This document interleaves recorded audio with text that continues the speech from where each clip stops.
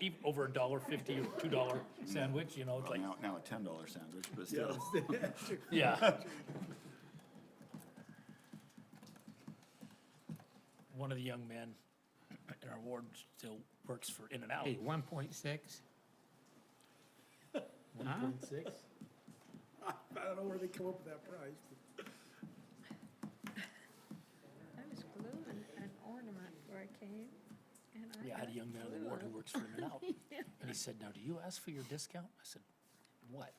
The law enforcement discount. I said, I'm retired. I'm not current. He goes, it doesn't matter. So what? Just show what, your ID. Branch of the military did you serve in? I went, no, yeah, I felt Were you awkward. It's the first time drafted, I tried it Were one you? time. Yeah. And sure enough, the manager, oh yeah, thanks. Shows your ID and I said, that's it. No, I'm not entitled to this. I'm retired.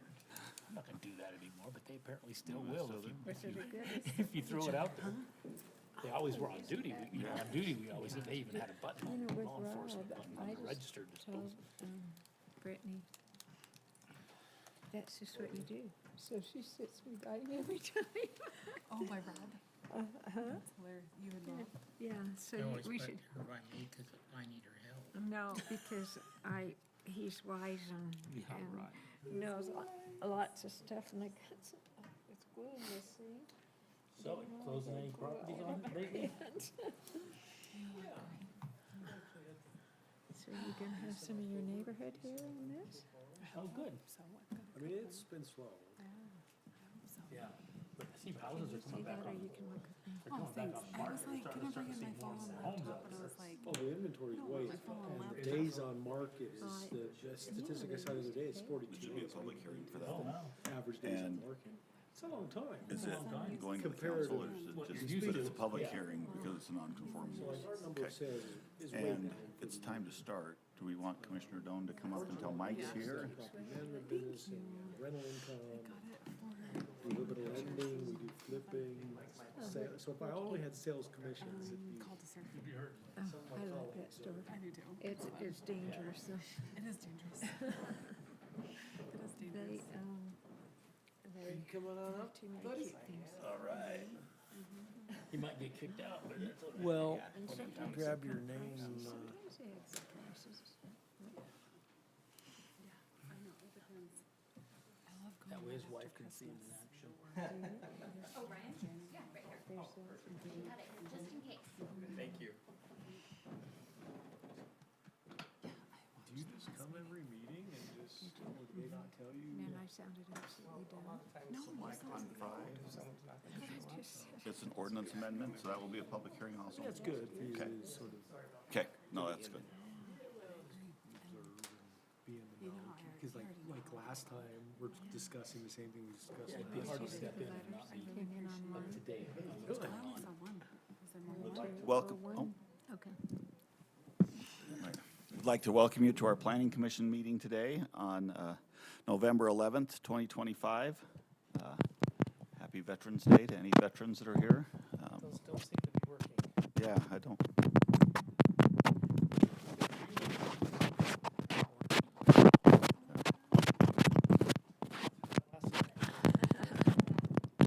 Hello? Wasn't it something over here we? Was it something plugged in or? We'll wait just a second. Stand by to stand by. The mics are on, but is the amplifier on? No, I Or the receiver. see Culver's as being your typical fast food. No, you And did it. he kept calling it that. I'm not sure. And the other was the garage, and then the other, there was kind of the flip side. Yeah, I don't think these would be so bad. That's interesting. Their emails from mom. So you can probably, I don't know if you can get into it or not. I saw one.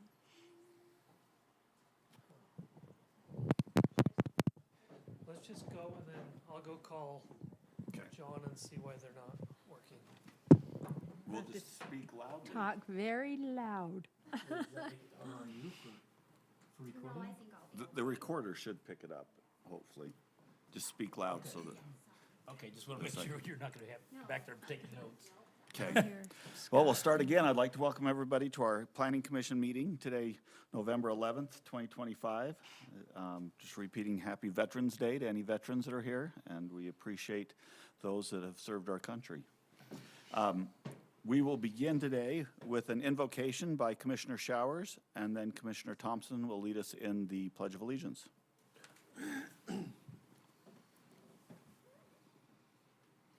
Our dear Father in heaven, we're grateful for this day. We're grateful to be gathered once again to discuss the needs of our city and pray that we can do so with wisdom and clarity, that we can understand the issues and ultimately make the right decisions.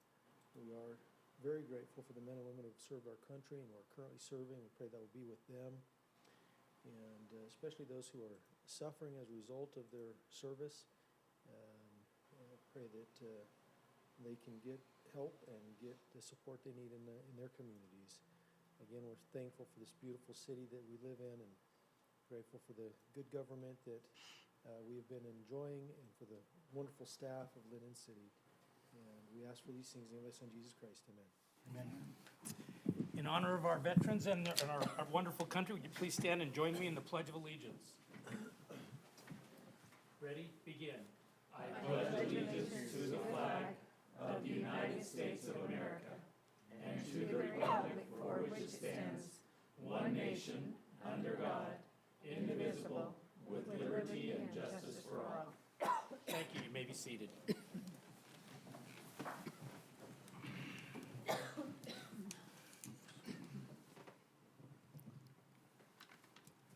We'll begin our meeting today with an audible roll call of the commissioners. Sharon Call. Here. Mike Marchbanks is not here yet. We expect him, but in his place, Ryan Doan. Here. Rob Callis. Here. Steve Johnson, here. Scott Thompson. Here. Jared Showers. Here. Karen Danielson. Here. Thank you. The next item on our agenda is the approval of our minutes from our meeting that was held on October 28th. The commissioners have received these minutes beforehand, have had a chance to review them. Is there any corrections or additions that you see need to be made to the minutes? I saw one change on line 24, but I wasn't sure if you had done this as well. So it says Chairperson Johnson noted he had several clerical corrections to submit separately. I had done that, but I didn't know if you had as well. No, I have not. So that was, So that would be, probably just change that to, yeah, instead of, I noted that there were changes, but Commissioner Doan is the one that actually submitted those. Did you submit them? I did. Yeah, that's a good question. Good. That's the only one I noticed. Yep, and I agree with that correction. Anything else?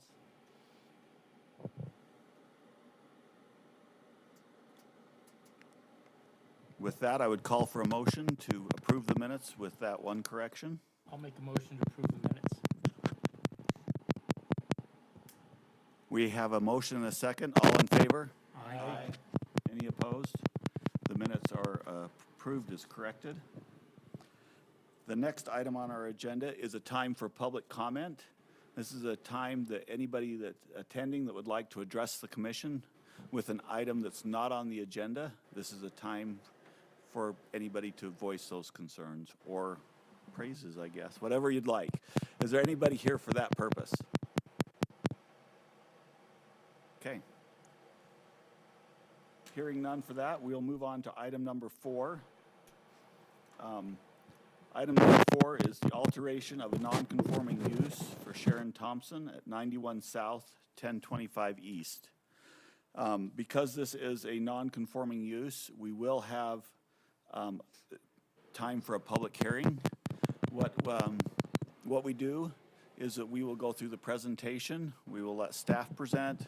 We can ask the commission will ask the applicant questions, and then after that's all finished, we will open the public hearing and we'll hear from the public at that time. Just to give you, there's a number of public hearings. That's how we'll proceed. That we'll open the public hearing after those.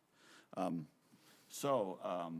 applicant for this is Clint Hurst, and the property owner is Sharon Thompson. If either of them are here and would like to come up so that they can be represented, There's a paper there where you can sign your name in. We make sure we spell it right and that in the record. Brittany Wild is our presenting staff, so we'll turn the time over to you. Okay, thank you. So this is item number 4, alteration of a non-conforming use. The applicant seeks approval from Lindon City Planning Commission for an alteration of non-conforming use. The property is non-conforming in that it doesn't meet the minimum 12,000 square foot lot size. It's currently 9,814 square feet. The applicant requests approval to construct a sunroom on the existing single-family home, replacing an existing deck. Let me pull that up for you.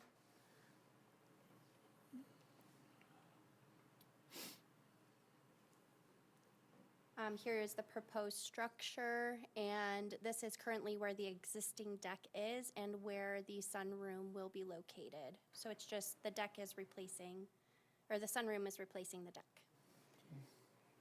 Lindon City Code 1716-030 gives the Planning Commission the ability to approve additions to non-conforming buildings to conform with requirements and regulations of the zone in which the non-conformity is located.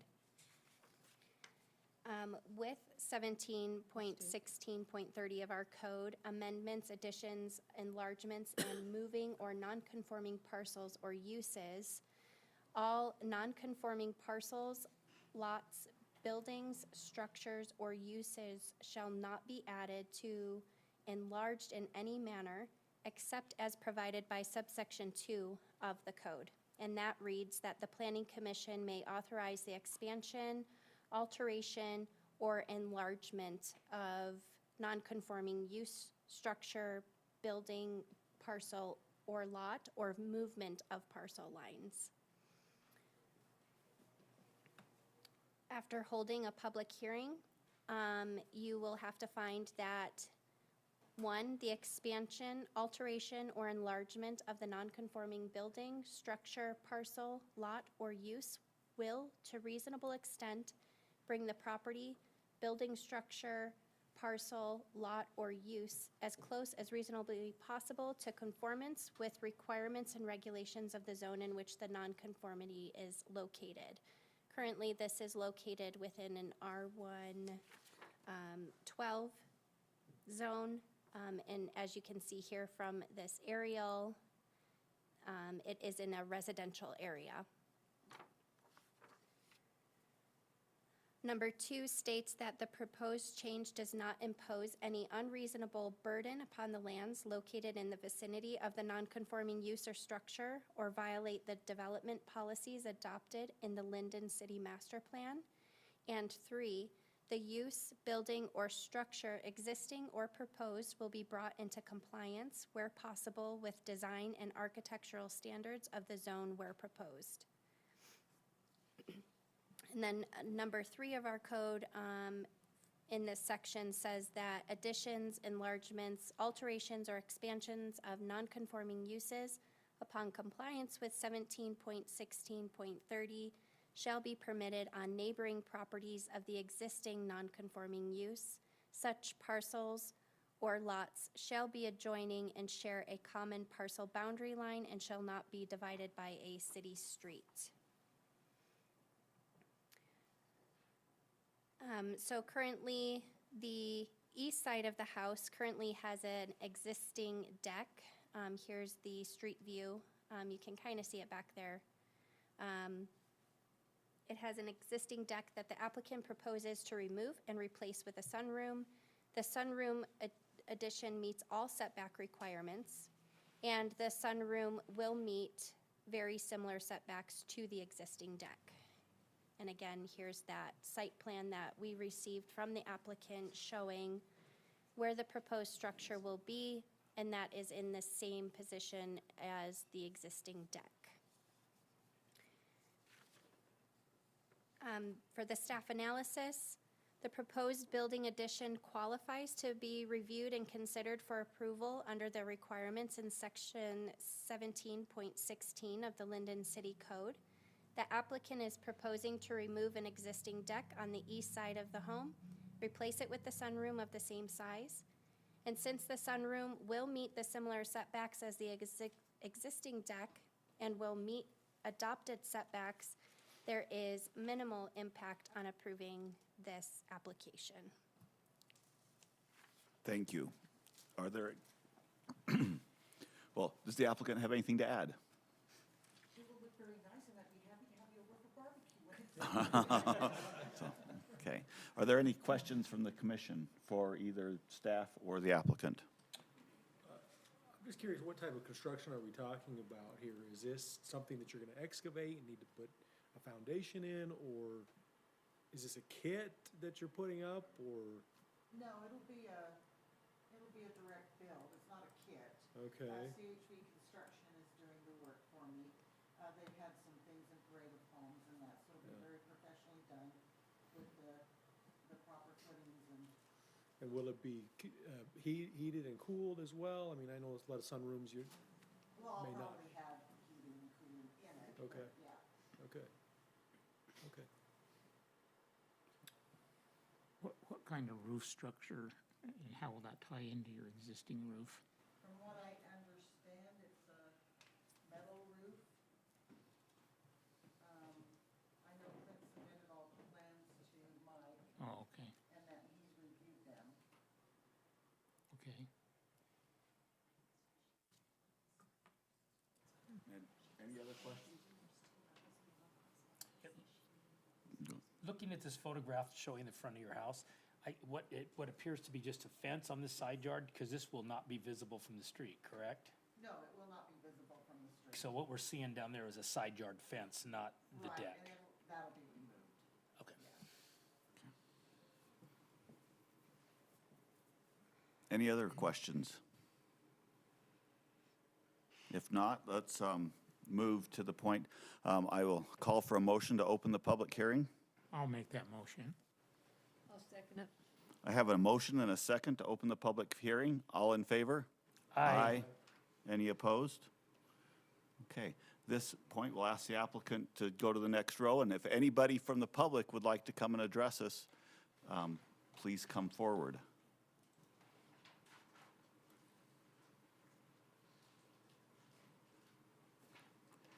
Hearing no requests from the public, I will call for a motion to close the public hearing. I'll move to close the public hearing. I'll second it. I have a motion and a second to close the public hearing. All in favor? Aye. Any opposed? Okay. The voting was unanimous to close the public hearing. Any other further discussion amongst the commission, or are we ready to make a motion? This item does not need to go to the city council, so our decision will be final on this, so. From what I understand, it follows the same footprint as the deck does, right? So- Because it is a smaller lot, but as long as it's not expanding that, It's within the setback, so I really don't Yeah. see that being an issue at all. yeah. Yeah, I agree that I don't see that it's, I can't see how it impacts the neighbors anyway, so. Curious, how did this lot become non-conforming? Was this before the zoning, or how was Well, it a It's non-conforming probably lot? it's probably a little bit older home, is it? Originally built in So- 1987. Yeah, that's probably, and that area above the canal, that is, Third where acre. the lots are allowed to be 12,000. 12,000 Yeah. versus 20, but, That was put in about 1995, I think. Yeah, And so that's when those regulations were set up, so this would have been prior to that. I imagine it probably had a larger lot at one time, and it was cut down in the process of developing. I don't know, It was just grandfathered in. No, I think it was, yeah. right, All yeah. non-conforming. right. Oh, okay. Below the 12,000 square foot. And it's because they were before that. Before, Predated the 12,000 square foot. So right, Okay. it did, yeah. Okay. I don't have any other questions. Okay, I'm ready to make a motion if Great. you're waiting for it. I would love to have a motion. I move to approve the applicant's request to alter a non-conforming use and add a sunroom addition located at 91 South and 1025 East with the following conditions. The sunroom structure will be constructed as outlined on a site plan, and then all additional items in the staff, that have been included in the staff report. I'll second that motion. I have a motion and a second. All in favor? Aye. Any opposed? The voting is unanimous, and good luck with your sunroom. Chairman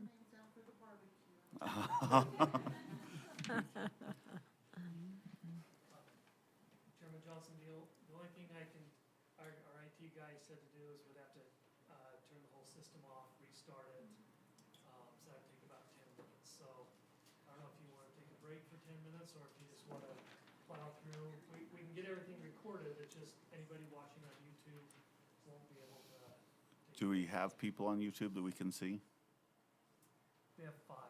Okay. Well, probably 4. One, us would be, two would be one, and then Okay. 4 others, so. I We've would, got that many. if we've got that many, I would recommend that do we need to do a motion to adjourn for 10 minutes? Okay, can I call for a motion to adjourn until we can get the system restarted? I'll make a motion to adjourn for 10 minutes. Or, I don't know if adjourn's the right word, take a break for 10 minutes. Take a recess for 10 minutes. Okay. I have a motion for a 10-minute recess. Second that. And a second. All in favor? Aye. Aye. Any opposed?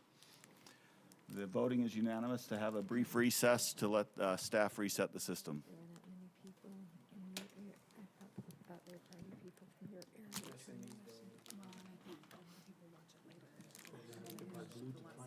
These probably automatically linked to it, I guess. Yeah. We'll figure it out. So I just thought, well,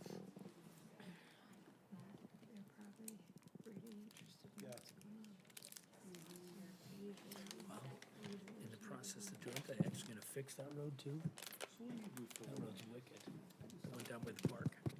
That's nothing but one giant pothole down from your house. Yeah, it's, It's terrible. hopefully get that fixed. Hopefully they'll all go away at the same time. Uh-oh. How long you been there? 5 years. Yeah? You like it? I'm struggling with it right now. Oh, yeah?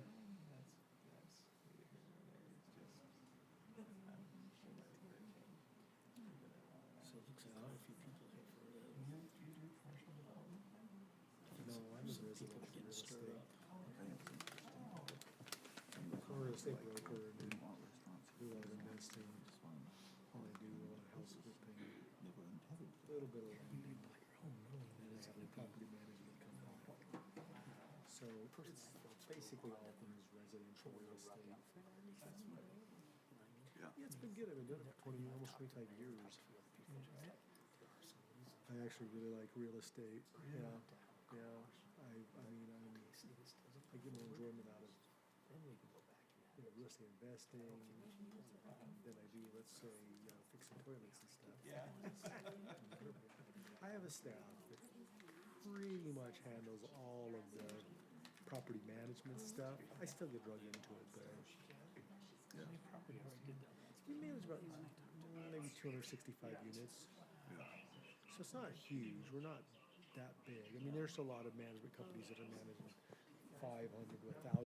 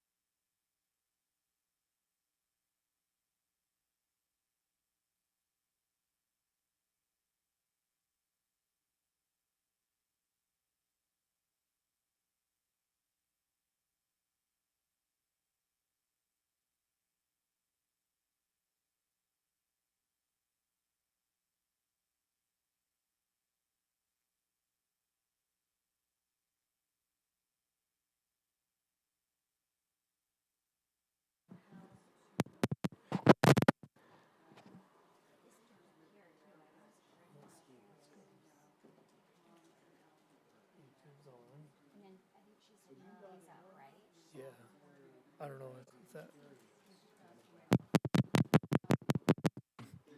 Yeah, it doesn't seem to be working still, John. Try is manually unplugging the power cord directly behind that Tisara device. Turn that one off, and then once that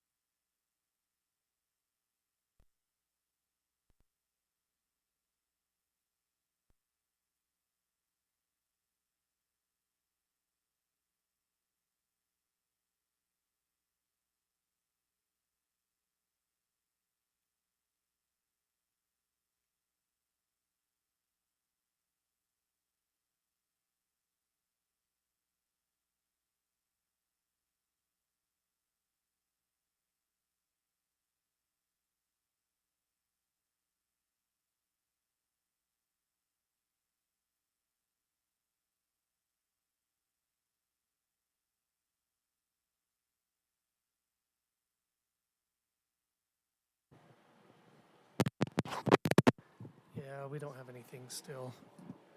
And the card is in paper still? Yeah, it does. All right.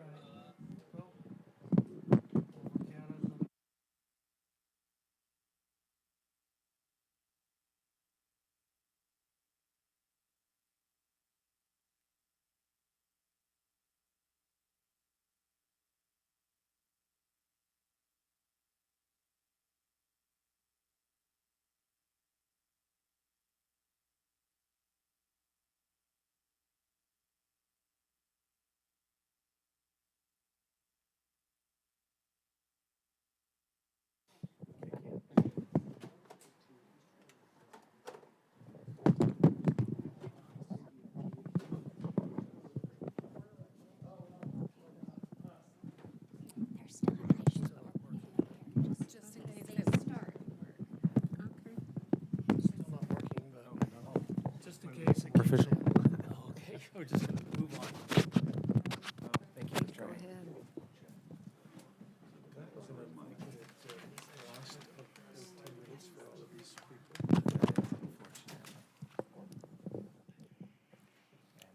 Do we hold up a piece of paper for the people on YouTube? We apologize, there's no sound.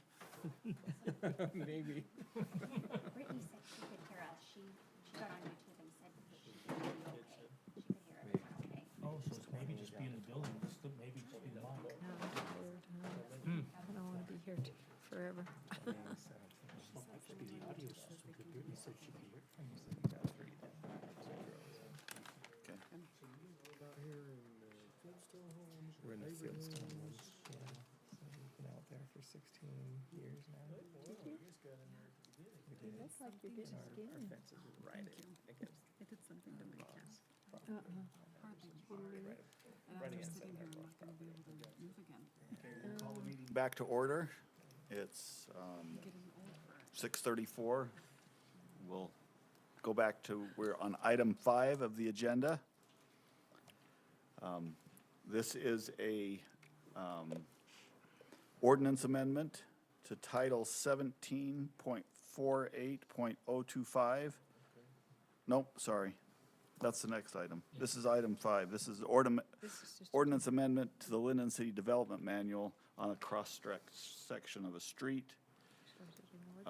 This is a legislative item that will go to the city council.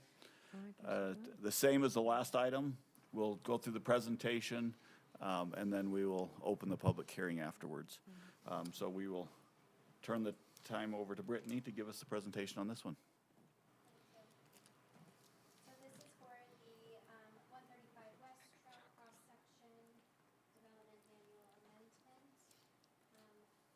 With this, we have recently a vacant portion of the property at 165 West, 200 North, shown right here in this area, was being evaluated for development. The currently adopted trail cross-section that would have applied to this street has narrow asphalt width. And the city is proposing to amend this cross-section with a wider asphalt width to be able to accommodate on-street parking.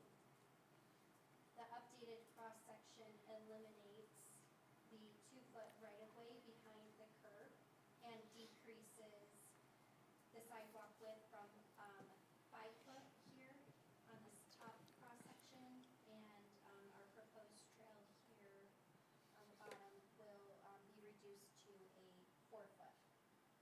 The asphalt width is then expanded from 27 feet, it was currently 27 feet here, and it will be increased to 32. But however, the 50-foot wide cross-section will still stay the same, so it will still have that 50-foot cross-section as well. So with that, the summary of changes is that we are amending the 50-foot trail type cross-section for 135 West only. The 50-foot right-of-way cross-section width remains the same. The updated cross-section eliminates the 2-foot right-of-way behind the curb, seen here on the current one, and our proposed one gets rid of that sidewalk width from 5 foot to 4 foot. The asphalt width is then expanded from 27 to 32 feet, and the proposed cross-section will only apply to 135 west. The purpose of the amendment are as follows. The current cross-section is only planned for 135 west and was determined by the engineering department that it wouldn't apply anywhere else in the city, and the amendment will allow for the widening of the asphalt width to 32 feet to accommodate on-street parking that is needed for the farmers market and other city events and activities.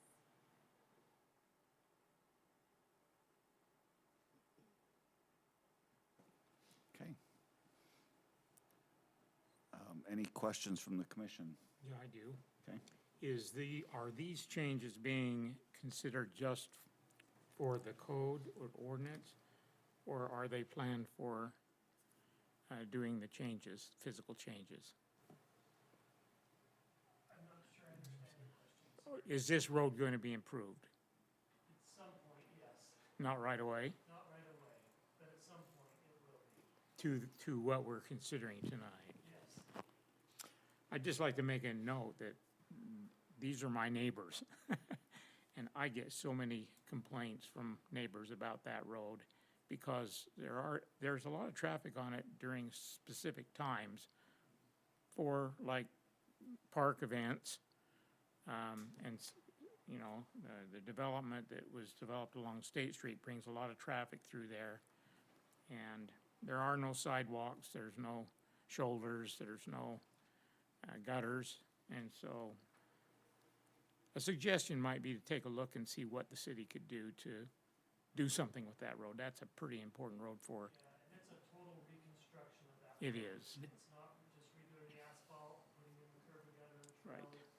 Yeah, it's a total reconstruction, and so, I know Juan would like to do it sooner than later, I just don't know the timeline of it. It does look fairly built out. I mean, there's a little section that's going to be developed, but there's not a lot of Yeah. development that will trigger that road being fixed. It'll be a city, except for the curb and gutter along that vacant pasture area and the sidewalk, it'll be a city project. And is the trail pretty well a city project too? Because, Trail will be too, yes. Well, that was my question, is what trail are we talking about? When I read it this afternoon, I couldn't understand, does this connect to one of our heritage trail systems somehow, or?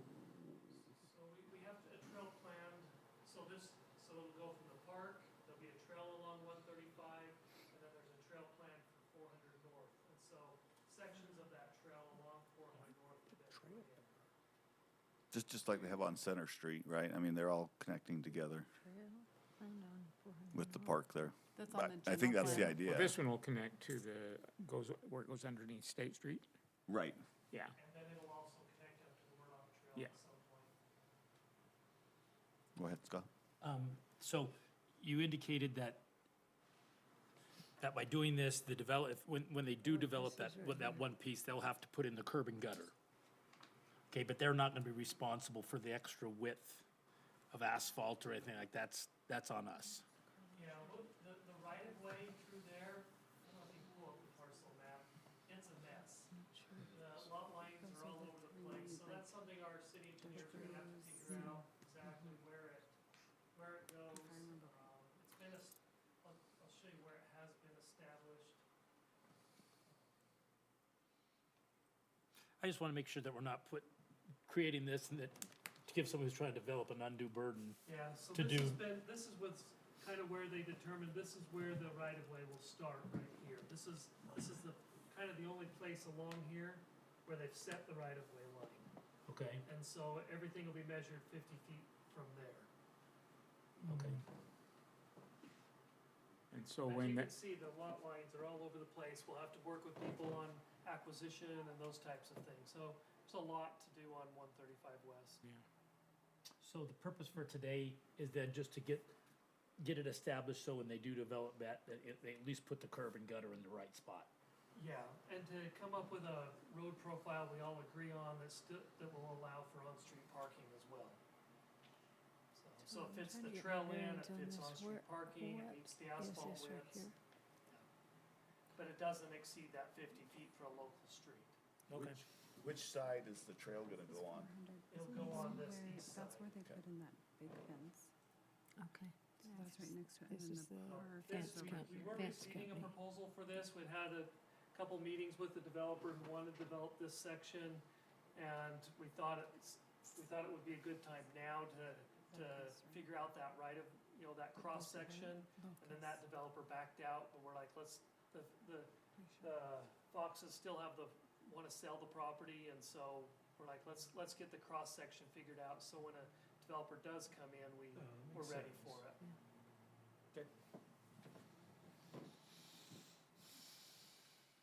Any other questions from the commission? So this is just future planning, right? Yes, and so we are changing a Yeah, street cross-section for this little section of road only. only. Yeah, and you're amending the, development manual, or development manual and development and standards manual. But it does go all the way to 400 North then, that whole section. And because this goes to the city, council. Yes, so the state, a couple years ago, adopted a new regulation, so whenever you change any standard, whether it's a cross-section, whether it's a type of pipe, whether it's your curb and gutter standard, whenever, they treat those like ordinances now. So we have to do a public hearing, it has to go to the planning commission for a recommendation, and then to the council for final approval. So that's for all of our, whether we change the dumpster standard, or whatever we change has to go through this process with you first. The general plan has the trail going through 135 and then up 400? Yes. Okay. And that would be on the south side of 400? Yes. Okay, so just connect and go I up, didn't know okay. that. I didn't know they had the trail. With the additional parking in the city park, because they're redoing over by the rodeo area, right? So with that additional parking, do we still need this parking on the roadway? Yeah, because that parking over at by the rodeo grounds is gonna be more focused on, trailers and, you know, horse trailers and things like that. Gotcha. Yeah, and living on Locust, when there are events at the park, they go down Locust. I mean, they're parking all the way down. It's just, there's not a lot of parking at the park, and you have a big event there like the farmer's market and, Yeah, I was there for the concert in the park this last summer, and I was parked along that south side, and I looked, man, this is narrow. So it'll be nice to have that extra width. any other questions from the commission? If not, I'll call for a motion to open the public hearing. I'll move for that. I'll second it. I have a motion and a second to open the public hearing. All in favor? Aye. Any opposed? The public hearing is now open. If there's anybody here that would like to address the commission on this matter, you may come forward. Hearing none from the public, I would call for a motion to close the public hearing. So moved. Second. I have a motion and a second to close the public hearing. All in favor? Aye. Aye. Any opposed? The voting is unanimous to close the public hearing. Okay, Commission, is there anything further discussion? Do we not have any comments from any of the neighbors on this street here? We didn't send notices to the neighbors, but the ordinance amendments, we put them on the city website, on the state public website, we post them in 3 buildings, but we don't send them specifically to neighbors. Now, the cross-section's not changing, and it's still a 50-foot wide cross-section. Right. They're actually, they're actually not, they're giving up less property because there's not the 2-foot right-of-way behind the Behind the curb there, yeah. curb as Yeah. well. I'm just surprised we Yeah. didn't have anybody show up tonight, especially the property owner there on that. But I do like that we're trying to get this clarified now before that property sells. He's actually in favor of it, just Yeah. because. Which if you property look at the owner or parcel what? map, Yeah, which property owner? this one, and he's actually happy about it because he wants to Which one? determine what that standard cross-section, because if you look at the parcel lines, the city actually owns clear over to here, Yeah. which we don't think we actually own, but the parcel map says we do, and so we're figuring out this cross-section, and then we'll figure out a way that he gets that back. I don't know who that And- is. and so- Yeah, he wanted to come tonight, but he says every time he comes here, he thinks he says something wrong and gets planning commission mad at him, so. Oh, no. Oh, no. So that's what he is in favor of it, so. Okay, well, that's good.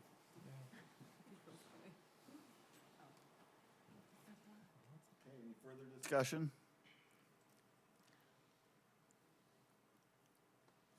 I'm trying to find the motion in my. I don't see a motion. Oh, here it is. There it is. No, that's for the next one. Get the motion. Did we forget a motion in your staff report? Yes. I guess it's just to recommend approval of the cross-section, Yeah, cross-section for 135 West, and the only item would be the items of the staff report. yes. Okay, I'll make that motion that we recommend approval to city council for widening or for changes to, Amending the cross-section. okay, amending the cross-section of 135 West from 4th North to State Street. I'll second that. Okay. We have a motion and a second. All in favor? Aye. Any opposed? The voting is unanimous. That, I'm assuming that will go to the city council in the next meeting. Anybody that's interested in that item. Okay. We'll move on to item 6. This is the one I started to read. This is the ordinance amendment for 17.48.025, permitted uses in the Lindon Village Zone. This is also an ordinance amendment, so it will go to the city council after, with our recommendation.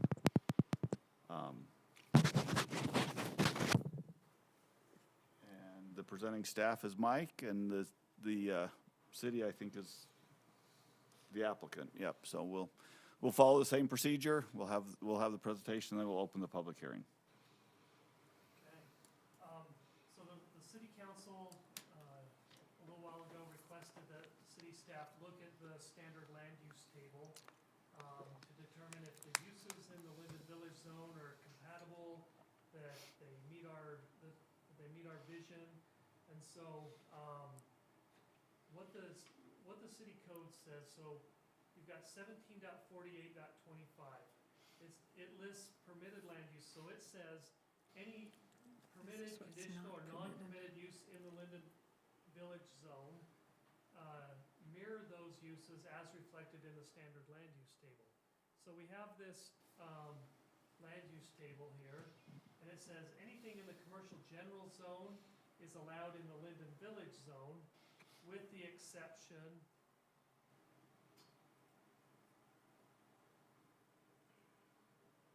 of these, what's that, of these 7 uses.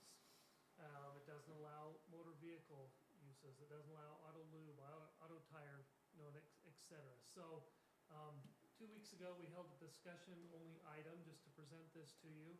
And then tonight's the public hearing on this.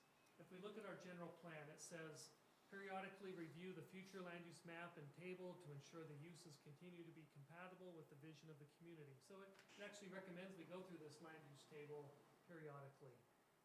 It says ensure that land uses are compatible and utilize adequate buffers to enhance harmony, land use, and community character. Organize and develop land use areas to take full advantage of Lindon's strategic location in relation to transportation infrastructure. So as we went through, the city staff went through the standard land use table, there was other uses we wanted to discuss with you, and that's what we did last meeting, to see if any of those uses should be removed from the Lindon Village Zone. And so we presented those to you last time, received some feedback. So now we're here to present those officially to you. So the proposed amendments that I'm suggesting says in the event of any conflict between the listed uses below and the standard land use table, or any conflict regarding whether a use is conditional or non-permitted, the specific provisions of this section shall take precedence. And so we'll still use the standard land use table, but there's more specific requirements regarding the uses in this ordinance amendment before you. So I broke it down into just conditional uses and the non-prohibited or non-permitted uses, which would be prohibited. So the conditional uses would be nursery, and then it says nursery plants. That's the what it's called out in the standard land use table. But I changed it to nursery plants in conjunction with a commercial retail business. So if you had a Lowe's or something like that where they have a nursery, so it would need to have some type of retail business. Or maybe there's a smaller retail business that comes in, nursery comes in, or nursery that comes in, they still have to have a retail business with it. Okay. A brewery, we kind of had some discussions about this last time. Our current ordinance says you can have a brewery as long as it doesn't exceed 1,000 square feet and it's in conjunction with a restaurant. I don't know how big the brewery space needs to be, but what I'm proposing here is that it says a brewery in conjunction with a restaurant with a minimum seating area of 2,000 square feet. Rob, last time I think you'd said maybe 3,000. That's probably something we should have a discussion on, if it needs to be 2,000 or 3,000. I just threw that number out there, as a discussion of what that size of restaurant seating area should be. And we could always, as it says, come back often to review this if we have an issue. We could clarify in the future, but 1,000 just didn't seem like enough. Yeah, and it was only the brewery area. It wasn't the seating area for the restaurant. Oh, okay. Is what it said. And as I looked at the strap tank, I tried to measure, okay, what from an area, what do I think their brewery area is in Springville and Lehigh, and I looked at a few others. I'm like, I don't know what size the brewery area needs to be, but maybe we focus just on the restaurant size. Okay. Or seating size. Letter C, we'd had some discussion about clarifying motorcycle, personal ATV, watercraft, snowmobile sales. I put this down as indoor only, so they could not have any inventory stacked outside or repairs outside. Everything's got to be done indoors. Again, marine craft and accessories indoors. Wedding event reception center indoor only. No outdoor gathering or event space. Automobile wash. We had a lot of discussion about this last time, and looking for some direction from you on this. Basically, we put must be located at least 500 feet away from any area zoned primarily for residential use as measured from the property line to property line. So basically, any car wash would have to go on the north side of 700 North if one was proposed. And then letter G, we had in the standard land use table that candy manufacturing was allowed in the Lindon Village zone and candy retail was allowed. And so we combined those to say you could do candy or other confectionery product manufacturing with a retail business that's open to the public. So it's got to have a storefront. Non-permitted uses. So what's in black was already prohibited. So I went through a few of these and struck out from our discussion. So these would be prohibited as well. Membership lodging, candy or other confectionery product manufacturing. So this would just be candy manufacturing without a storefront. Building material, equipment, and supply and hardware, indoor storage only. We still have home improvement centers. That's what a Lowe's or an Ace Hardware or something, that's what that would fall under.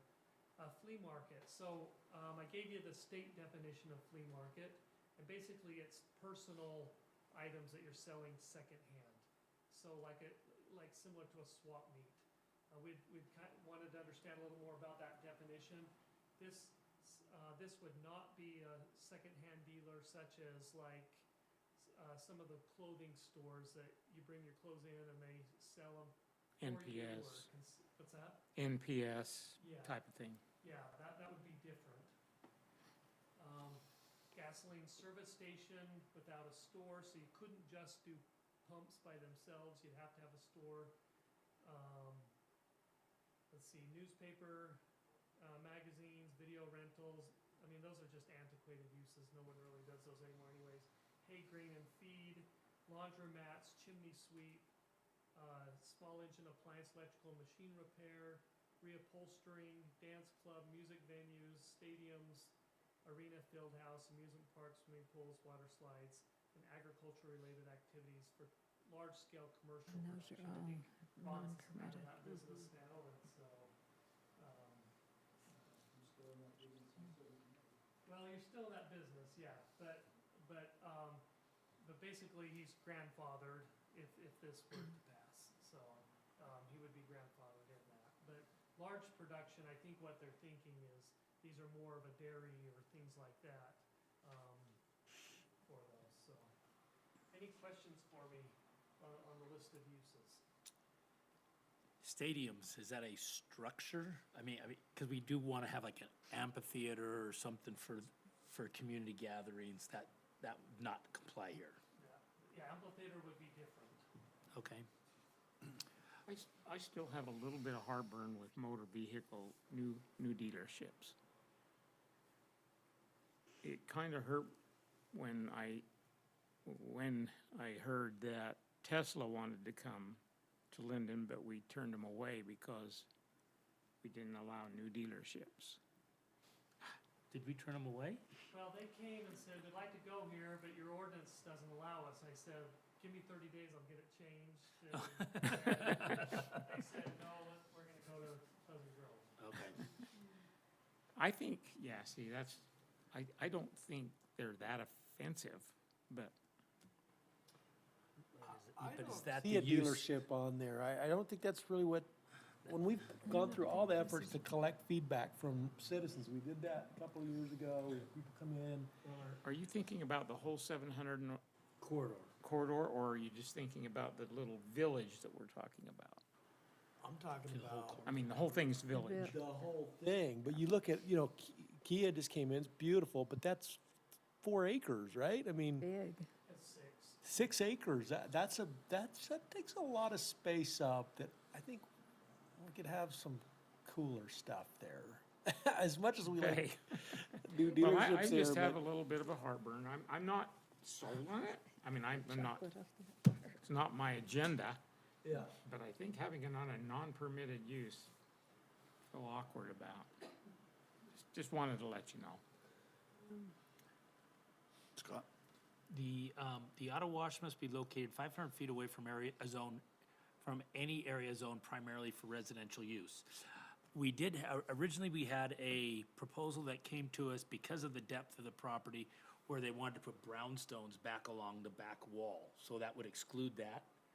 Remember, we had a development that was with their proposal, they had all the businesses up front, and they had a row of brownstones back along the back property line. So would that, so by putting this 500 feet, would that exclude that kind of?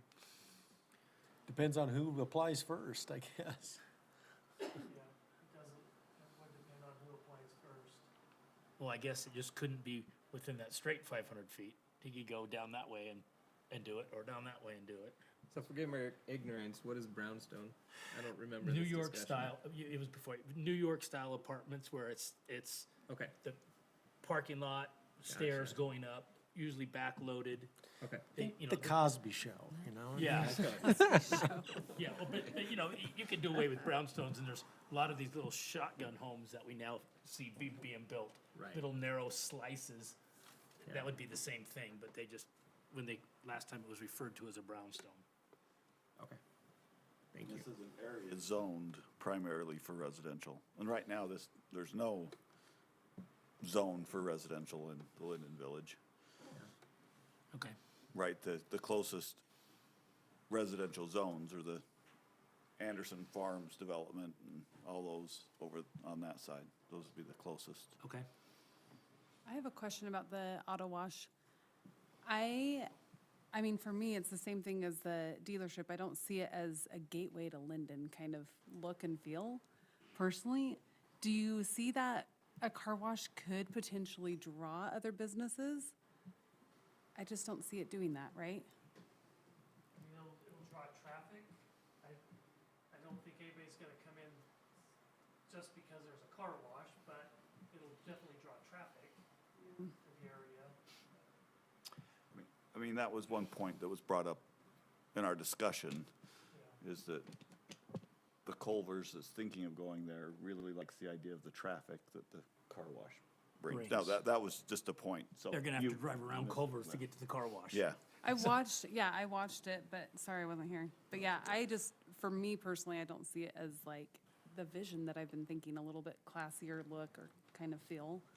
And the gateway to Lindon, personally. One of the things that was pointed out last time and needs to be pointed out this time as well, was one of the concerns was, that's basically a non-tax revenue generating business. Sales tax. Because it is a membership, it doesn't generate sales tax, which we were hoping for along this corridor. Any concerns with water, sewer? Yeah, and I have brought that up to them. They did say they recycle 92% of their water. But we would, that's why I put it down as a conditional use, so that we can evaluate that further to see what impacts it may have on the, on the sewer system and things like that as a condition of approval, but that was my thought on that. And conditional use gives us the ability to make sure it's turned the right way, the colors, that may be in conflict with, That's more our site plan approval. Conditional use would be looking more at impacts of that use. So what are the water and sewer demands? Are there traffic impacts? Are there, noise is probably one. noise issues? Yeah. Probably, with Tag and Go, Mr. Fox that lives behind them has a number of noise complaints from their vacuums and actually the noise actually reverberates more off the wall than it, which normally it doesn't in most instances, but there are issues over there with the vacuums and different things. but the odds of Anderson Farms hearing this, once the Linden Village is built up, would be slim to none, or? If it's 500 feet away, that's going to be on the north side. North side. Of 700 north, except for the part that's being built out right now. The east part of Anderson Farms, there could still be a Tag and Go on just the south side right there. Sorry, where at? On the, I I don't think, here, no, that's not right. for lack of being able to show, so where this is building out, 500 feet would still fit in like that corner area. Noise, Yeah, this is zoned though that's for the residential. traffic and the type of business. Okay. That's where Ivory Homes, under our development just agreement, don't think will it's part build of our their vision. 380 apartments. Okay. So I feel like that's zoned primarily for Show residential. where the 500-foot line comes, Yeah. Where do you want me to measure from? Should I measure from the curb. from out here? Well, and down to the homes, So if I go at least from here these homes, north. Yeah. So 500 feet, there's 600 feet. 600, 585, 590. So if they're on the north side, it's, 500 to it's almost 800 600 feet. Yeah. Yeah. Plus, once the south side is developed, that's gonna be a huge noise buffer as well. And the traffic on 700 North is a good buffer as well already. So Mike, what about the parcel that the city owns back there? What's that zoned right now? It's zoned Lindon Village. So in theory, because the 500 would then start with the residential, I don't know if we need to address that little pop out there. Because in theory, 500 feet from the residential puts it right in the middle of that section. Yeah. I mean, you could say that car washes more specific and instead Yeah. of 500 feet. That's what I think would probably be, Yeah. I just wonder, because it does, with that, the city owning that as Linden Village, it does, that one section there would be, Now, when Costco came in, part of their agreement with us was that they wanted the ability to do a car wash out on 700 North. You know, if we say that it's only gotta go on the north side, then that eliminates that. that could cause a problem. Now, we could reassess that when, because someone is, like Costco, you're gonna want a development agreement with, and then, you know, you could reassess it at that time if it should just go on that one property, if we ever got them to come back. What are our risks as a conditional use of 500? Because, you know, if we say, look, that's just going to be too noisy on that side, or will that be hard for us to make that condition? You know, let's say Costco doesn't come in, we leave it at 500 feet. Someone on that parcel wants to put a car wash. I know our obligation is we have to try to mitigate the conditions, right? And let them go. That's my only concern.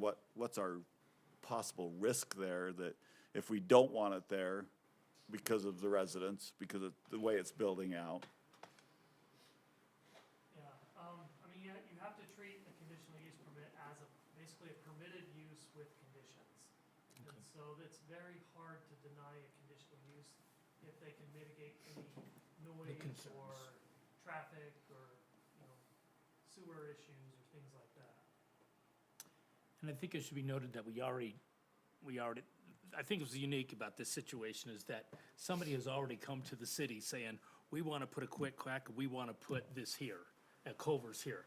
Now, I realize we have a timeline, I'm just a little bit concerned with, they've already came and expressed I approval. had already started on this before they, Okay, but it sort of feels a little bit like we're pulling the rug out from underneath them. I mean, and so I'm, it was a couple months ago, the council asked me to start working on this, and so, that's what I started to do, and I did file the application on behalf of the city, so it was prior to them okay, talking to us.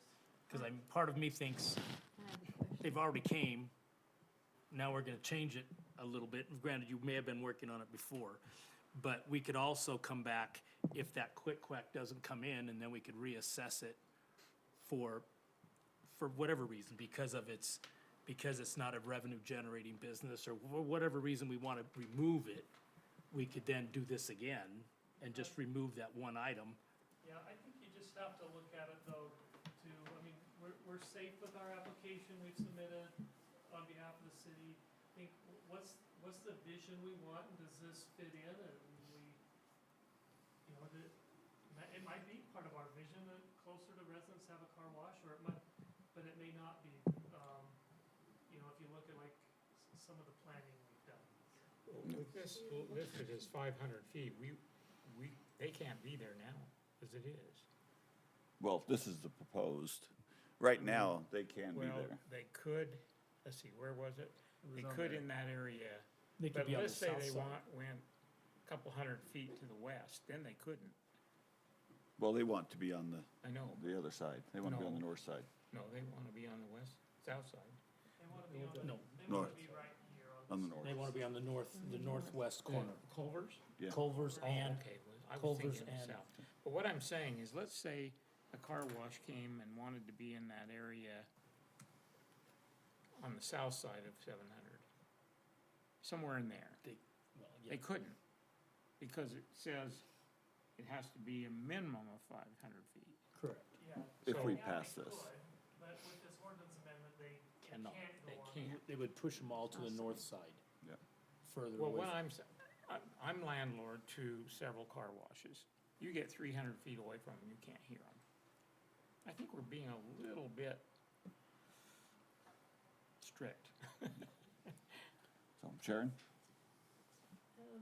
Just some of my thoughts on this. For one, the one thing, as far as Culver's, if the car wash didn't come in, would Culver's still come, though? That's one of my questions. Myself, I'm not concerned about the noise over on the north side. I'm more concerned about, is it the type of business we want on 700 North? And also, the traffic it would generate and very little sales tax from it. And we received a letter that said that, named Culver's as, fast food. I guess it is, but I don't typically see, I don't see Culver's as your typical fast food. I mean, for myself. It's just like McDonald's or anybody else. It doesn't seem that way to me. It seems a step above McDonald's or Wendy's or that type of thing. But those are my opinions. I wondered if Culver's will come in, would they consider coming in if we said we don't want car washes on that street, on 700 North, on the north side. I'm not concerned about the noise. I think the last time we asked them that, they were sort of indicating that they wanted to bring in, because they have to buy the entire 5-acre parcel, and that's, Right. so whether they would. They have to have a whether they- plan for it. Right, and so whether they Right. would still bring it in, if the car wash was gone, he made it sound like it was a package deal, but then again, they always make it sound that way. That's right. So I guess my biggest things, to me, it doesn't fit what I have visioned on 700 North.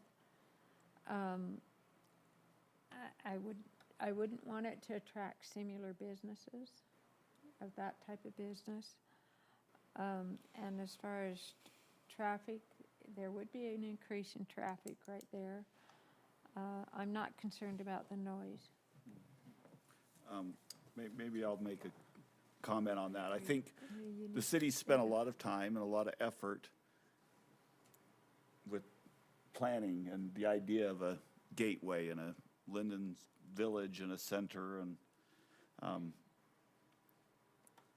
currently what we're having applied for in this place doesn't meet that vision.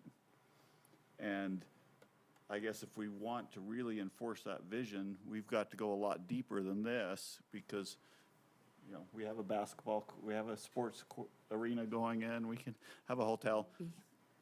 So I think that's one of the things we're wrestling with, is there's a vision coming from the public and the mayor and different things that wants us to be a walkable, nice, beautiful community.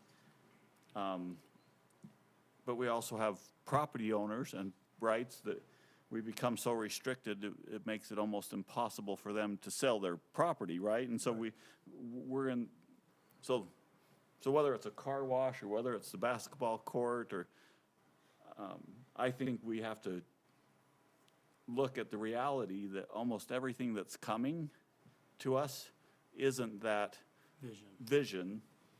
And in order to get even a little bit of that vision, most of the time the developer wants then a bunch of housing to go along with it. That's what we're looking at. So as we're looking at that, I think we have to keep that in mind. Are we looking at the vision? And then we might need to be even more restrictive than we are. Or are we looking at developing it for the city, for a tax base, for people to be able to sell their property? I don't have answers to any of those questions, but those are the questions I think we need to address. And my guess is some of the public here are going to address, give us their points on that. But is there anything else from the commission before we go to the public? Yeah, one more point is look at what's developed at the intersection in Pleasant Grove there on the off-ramp. Mm-hmm. How much of what's been developed there would not be allowed in our corridor? I don't know if any of it wouldn't be allowed. I don't think so. But I guess that's what I'm trying to say, but I don't think that is what the mayor or anybody's envisioning up along this way. I agree. I get a feeling that we're not envisioning that. But I think maybe what we're envisioning isn't available.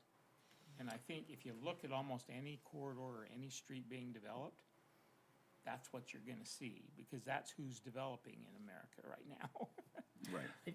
And I think I sort of separate the corridor a little bit. this vision that we have, I really want to more strictly apply it to the south side, but the north side, you know, is a slightly different animal.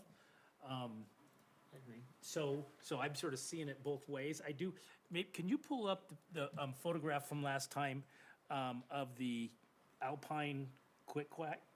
Did you have it last time? It was one where they brought in the muted colors. It was a nice looking building. The way it'd be positioned is to the back, to the main street, so it wouldn't look like an offensive car wash. You're not gonna see the vacuums and all that stuff. You had it, was it you who had it last time? Let me also make one more point. Where I came up with the 500 feet requirement, so Mr. Fox lives in this home right here, and for months, Tag and Go was having problems with their vacuums, and you could hear the noise in Mr. Fox's home. It was just like a diesel engine was, you could hear it from his home. It was weird. It was, Did you go in Was there? it was it the vacuums or were the blowers as the car, it's blowing on the the car? vacuums, because what happened is the rubber on the bottom is somehow worn out between the vacuum and the concrete, Oh. and it was just creating this rumbling sound, and so I set it there 2 different times in his front room, and that, from these vacuums, it's 433 feet, and so that's where I came up with the 500-foot requirement, because I was sitting in his home twice, second time with Tag and Go, and you could hear that doom, doom, doom sound the whole time. So that's where I came up with that 500-foot requirement. So once again, Makes sense. regarding the north, so say Quick Get goes in, then somebody wants to come in and develop within 500 feet, some small amount of housing, we would then have to tell them no, because there's something that's already there. I mean, we're saying they can't go in within, but Right. if residential wanted to go in, that's their problem, I guess. Because they bought the place knowing, Yeah, the Yeah. car wash would be Okay. grandfathered. So here's the one in Highland that they said they would pattern theirs after. It's pretty nice. It's nice. It I just does. feel like overall, we have an exhaustion of car washes coming in throughout the county. I use them, we all use them, they're convenient. But that's but- not our responsibility. I know, but I'm just saying, as we talk about this vision, I think people are just exhausted with car washes. I'm with Sharon on this too, with all of her points that she made about the traffic and the vision, same, yeah. and I sort of felt the same thing. I have a daughter who lives in that area, in Anderson Farms, and I asked her, and she said, "Oh yeah, I'd use it all the time." Well, She was excited about it. She was excited about it at that location, but then she's only one of many. We heard from some other residents that would not be excited about that. Correct. Necessarily the destination, it's, Well, that's true. I go to the car wash when I'm going somewhere and then it's conveniently there, not necessarily as it's on my way to something, so it doesn't matter, you know. Any other questions about the presentation? I know we've spent a lot of time just talking about car wash. Yes. Any other Yes, any of the other items? Yeah, the arenas and field houses, wouldn't that exclude the sports court that's coming in? Well, this is stadiums, right, or was there? There's stadiums and then there's arenas / field houses. It's V. Yeah, so we rezoned that property to mixed commercial. Oh, gotcha. For that, The warehouse component. Okay, Oh, yeah, that's right. field house. I missed. So, There was one about, let's see, hay grains and feed. Is that producing it there, or if like a tractor supply came in? Of course, they have a lot of outdoor space too, but would that not be Like an IFA store. IFA, tractor that would be supply? They were Tractor Supply, before they moved into Orem right here, they were looking at Lindon. Yeah. And we had that discussion that they would be fine.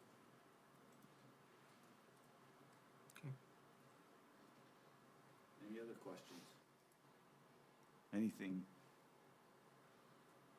that you see that doesn't meet what we talked about the other day, you know, that you want to discuss with Mike, or?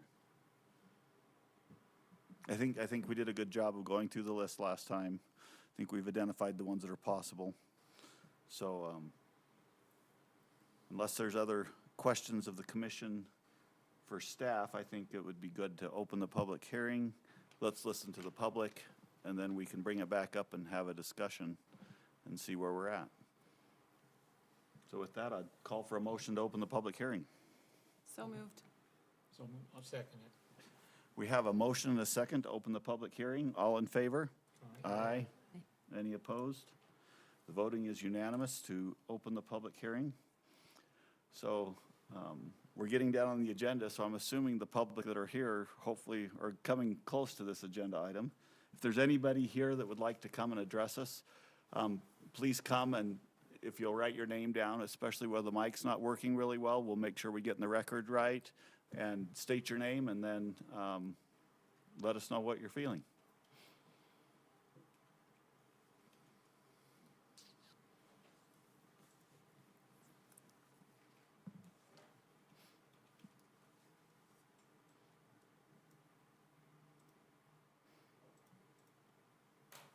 I've never done this before, so I'm not sure how it works. But I'm Amber Sweeney, and I just moved to Lindon in July to Anderson Farms in the new development phase. And my house is one house away from the south field. And before we moved there, we looked at all the plans, saw it was a nice walkable village, so we decided to okay with that, moved forward with moving in. So a car wash on the south side would be a potential noise issue for us. On the south side. Yes. But this, We're talking on the north We side. are in that chunk that's extra long, so 500 feet would not go over to the road. Oh, okay. Okay, you're in that new section. We are in.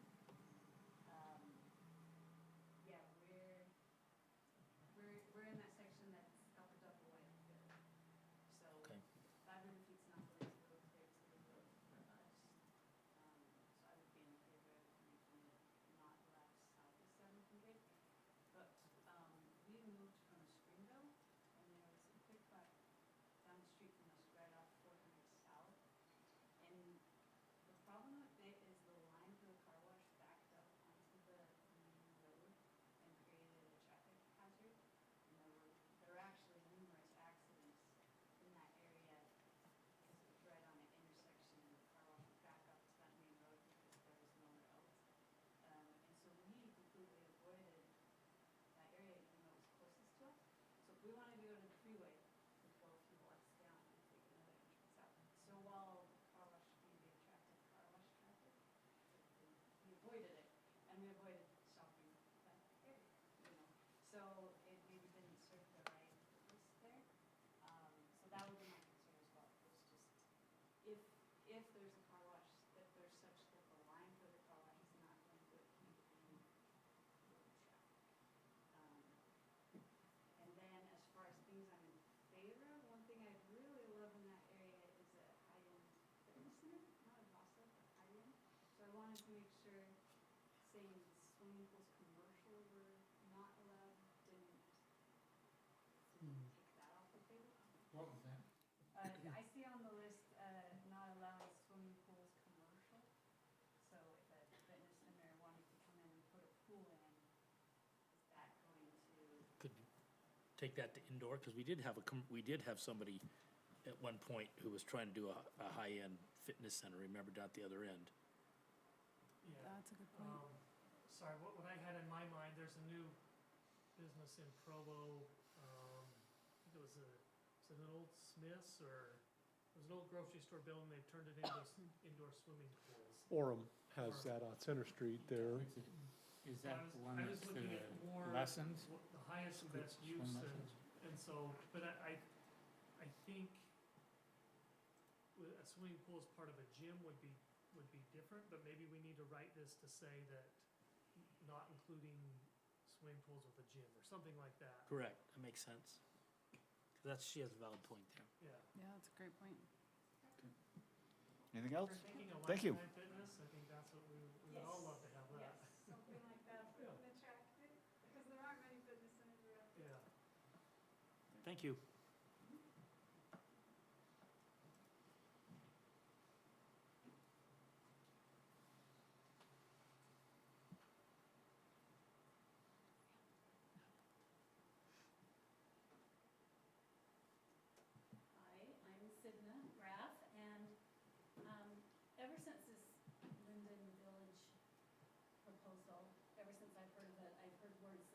some of them here tonight, like upscale, pedestrian-friendly, gateway to Lindon, the city center. And, that's the vision, as you've talked about. And I think a lot of us are sold on that vision. We're sold on the vision, and we want that vision. This Lindon Village Zone proposal here, I'm really glad that you've been thinking through all of the different things that can be there. But I notice sometimes in the conversation, it's, well, the north side or the south side, but this seems to be the plan for both sides, correct? It's not differentiating between north and south. I mean, maybe some of the measurements would make a car wash go on the north side, but I think it's good to realize this is for both sides, so these things could happen on both sides potentially.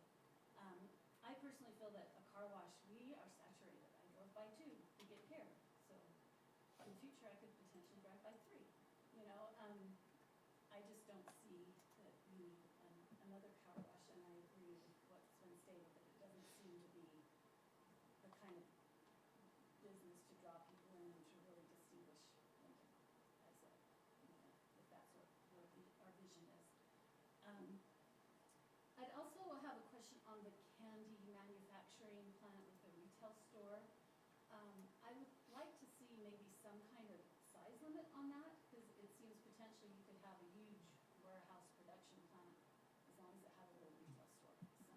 True, So good point. there might be some things that need to be looked at that way. Maybe some of those other conditional use permits, they don't seem to have a size limit, so, I could put a 5-story, store selling, what is it, ATVs or something. Maybe not likely that anyone would want that, but it seems like it could be a possibility, so maybe there needs to be some kind of limitation on the size of those buildings. I would like to see some, like I say, the vision.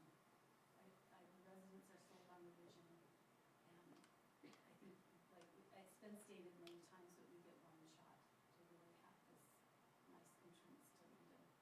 And I'm grateful for all of you. Oh, The vision. Oh, the vision. The vision. I'm sorry, I misheard. I need to use my loud voice, sorry. All right, thank you. Thank you.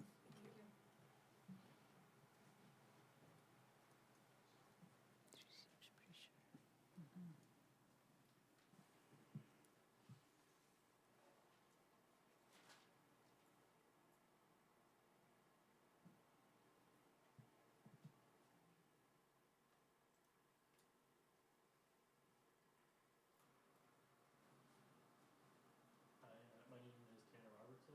My wife and I moved into the Anderson Farm development earlier this year, and one of the deciding factors was the plan that you guys had created of the Lindon Village Zone, I believe a couple of years ago, and all of the factors, or all the different, I guess all the development that was planned for that area, that specifically the walkable mixed-use downtown area with like the dining area with multiple uses of the land.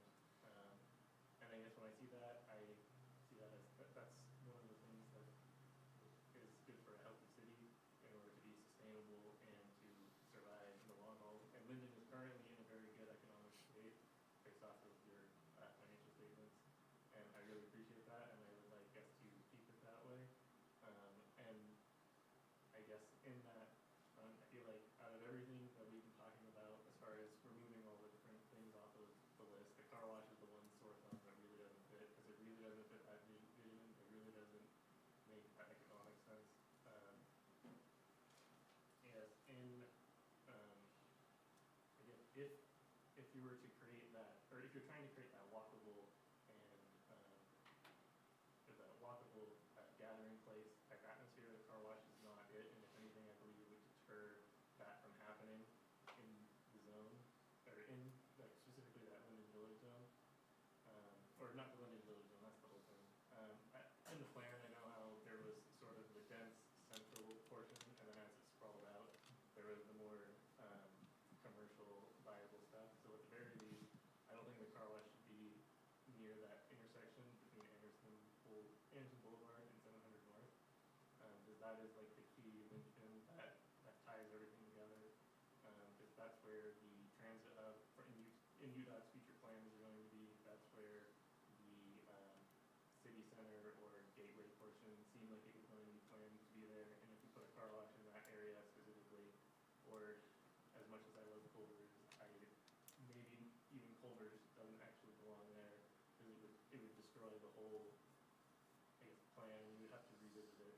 regardless. I do think that that's something that should be revisited and get some clarity on, but at the very least, I don't believe that the car wash fits in the entire zone as a whole, but if we must have a car wash, I prefer to push more out towards the edges, either towards the Kizik building or towards the buildings, the businesses in Pleasant Grove, so that way it sort of fits more of that vision.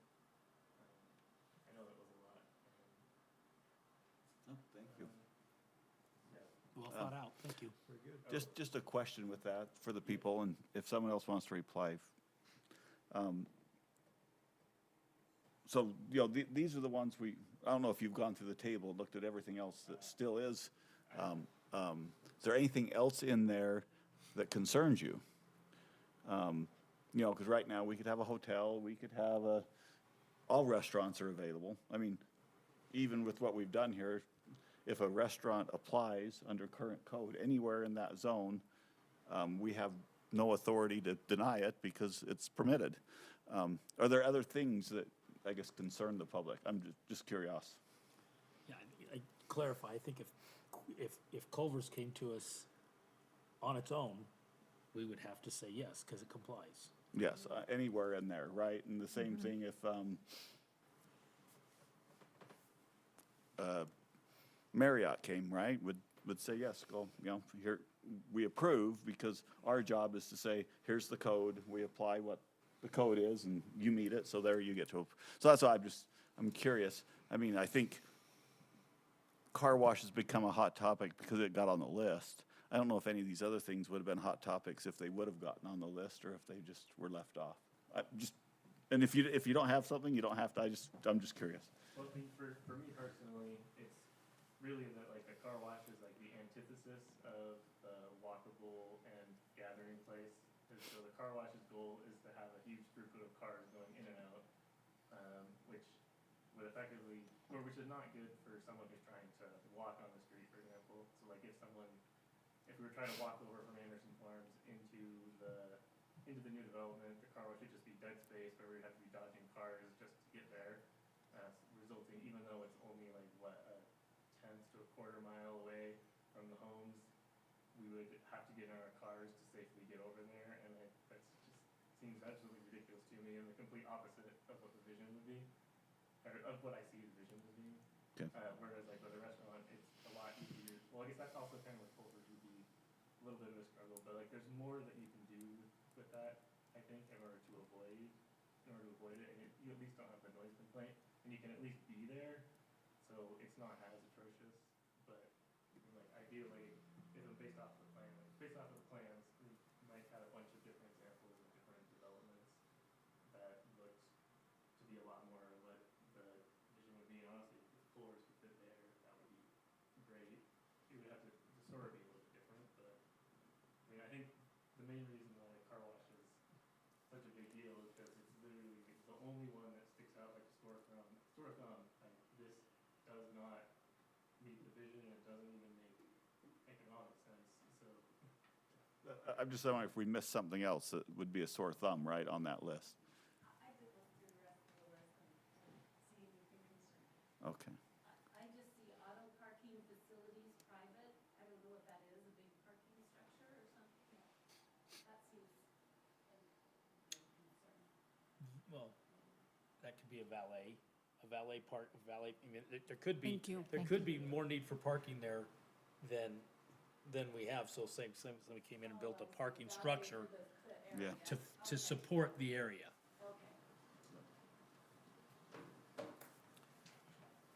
We're probably over time, right? So. No? No? The only thing I didn't set these ground rules. We do ask that we don't just continually repeat the same thing and say, I agree with everything, but we are here to hear your thoughts. Yeah, see you. Just a question and then a comment. Is there currently, that you're aware of, an anchor, a large anchor, a business that has interest in the? Currently, there is not. I mean, you probably heard No there pen to paper. there was rumors of a Costco, and they got so far, and they're no longer interested currently, and there's not an anchor currently. Is it the residential numbers or? That was a decision, corporate decision not to come, was really, they just figured their market was too saturated to put another one in the middle of their other two stores. That ended up being, Probably would have done, they'd probably still do very well. but, yeah, so. We all agree. So right now, we have no, there's no, on the south side, I believe it's still under contract, Southside is under contract with Castlewood Development. Castlewood Development, but there's no development agreement, nothing in place, no tenant that we're aware of. Yeah, they're supposed to be presenting a new site plan to us and hopefully by the end of the year. So I'm Curtis Graff, I live just around the corner from Ryan, we're in Anderson Farms, we're right there. And, yeah, I mean, to the extent that you all have influence on what happens there, you know, yes, it's true, Lindon City has one shot to make this as nice as possible. And yes, there's limitations and all that going into this, but to the extent that you can, encourage a higher end, attractive, something better than just the hodgepodge, what's going on in Pleasant Grove, you know, eateries all over the place, just more of that is not attractive, you know. So Lindon City has one shot to do this. And so encourage movement in that direction to more of a higher end, if possible, walkable, attractive, something that'll bring in that, you know, community members would want to come to just because of what's there. You know, higher end restaurants, businesses, other types of real estate would be encouraged. Not the car wash, I hope. Not a fan of the concrete.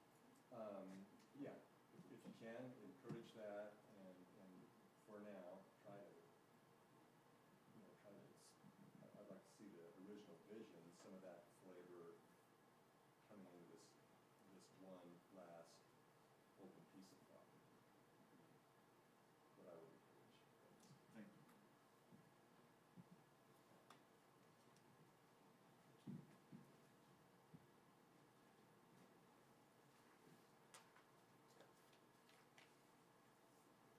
My name's Jenny Lawrence, and I just want you to know there's a car wash called Quick Quack Car Wash 2 miles from my house, from anybody who lives over in Anderson Farms. So I really don't think a Quick Quack would make that much money, because I'm not gonna drive to that car wash specifically, because I don't go to the car wash. Like, my kids will take the cars to the car wash every once in a while, but it's usually on their way home from school. Oh, we stopped by Costco, they have a car wash. Oh, we stopped by that gas station, they have a car wash. I drove past 4 to get here. There are 9 within 3 miles of my house, 9. That includes anything that's at a gas station, standalone car wash, anything like that. I don't really see that as something we actually need right there. Culver's, I'm all for though. I don't eat there, but I'm happy to have a restaurant there. I'm also not for any hotels to be put on that property. There's a hotel going in right down the street. There's already one around the corner in Pleasant Grove. I would hate to see a 4-story hotel building put in with, the ones that are down the street aren't really, they're not full anytime really. They don't have that many people going there, because we do pass by one quite often, and the parking lot is empty quite often. The one that's in Pleasant Grove over by Dutch Bros and the doTERRA area and stuff, it's rarely sitting with a ton of people in it. So I would hate to see us waste property that could be developed for something better on a hotel or the car wash if you really want to do a car wash. Thank you. Okay. That gives us another one, someone else to talk about, whether we. And the myth, the legend. I want to see you sign in. Well, I can sign in, but you won't be able to read it.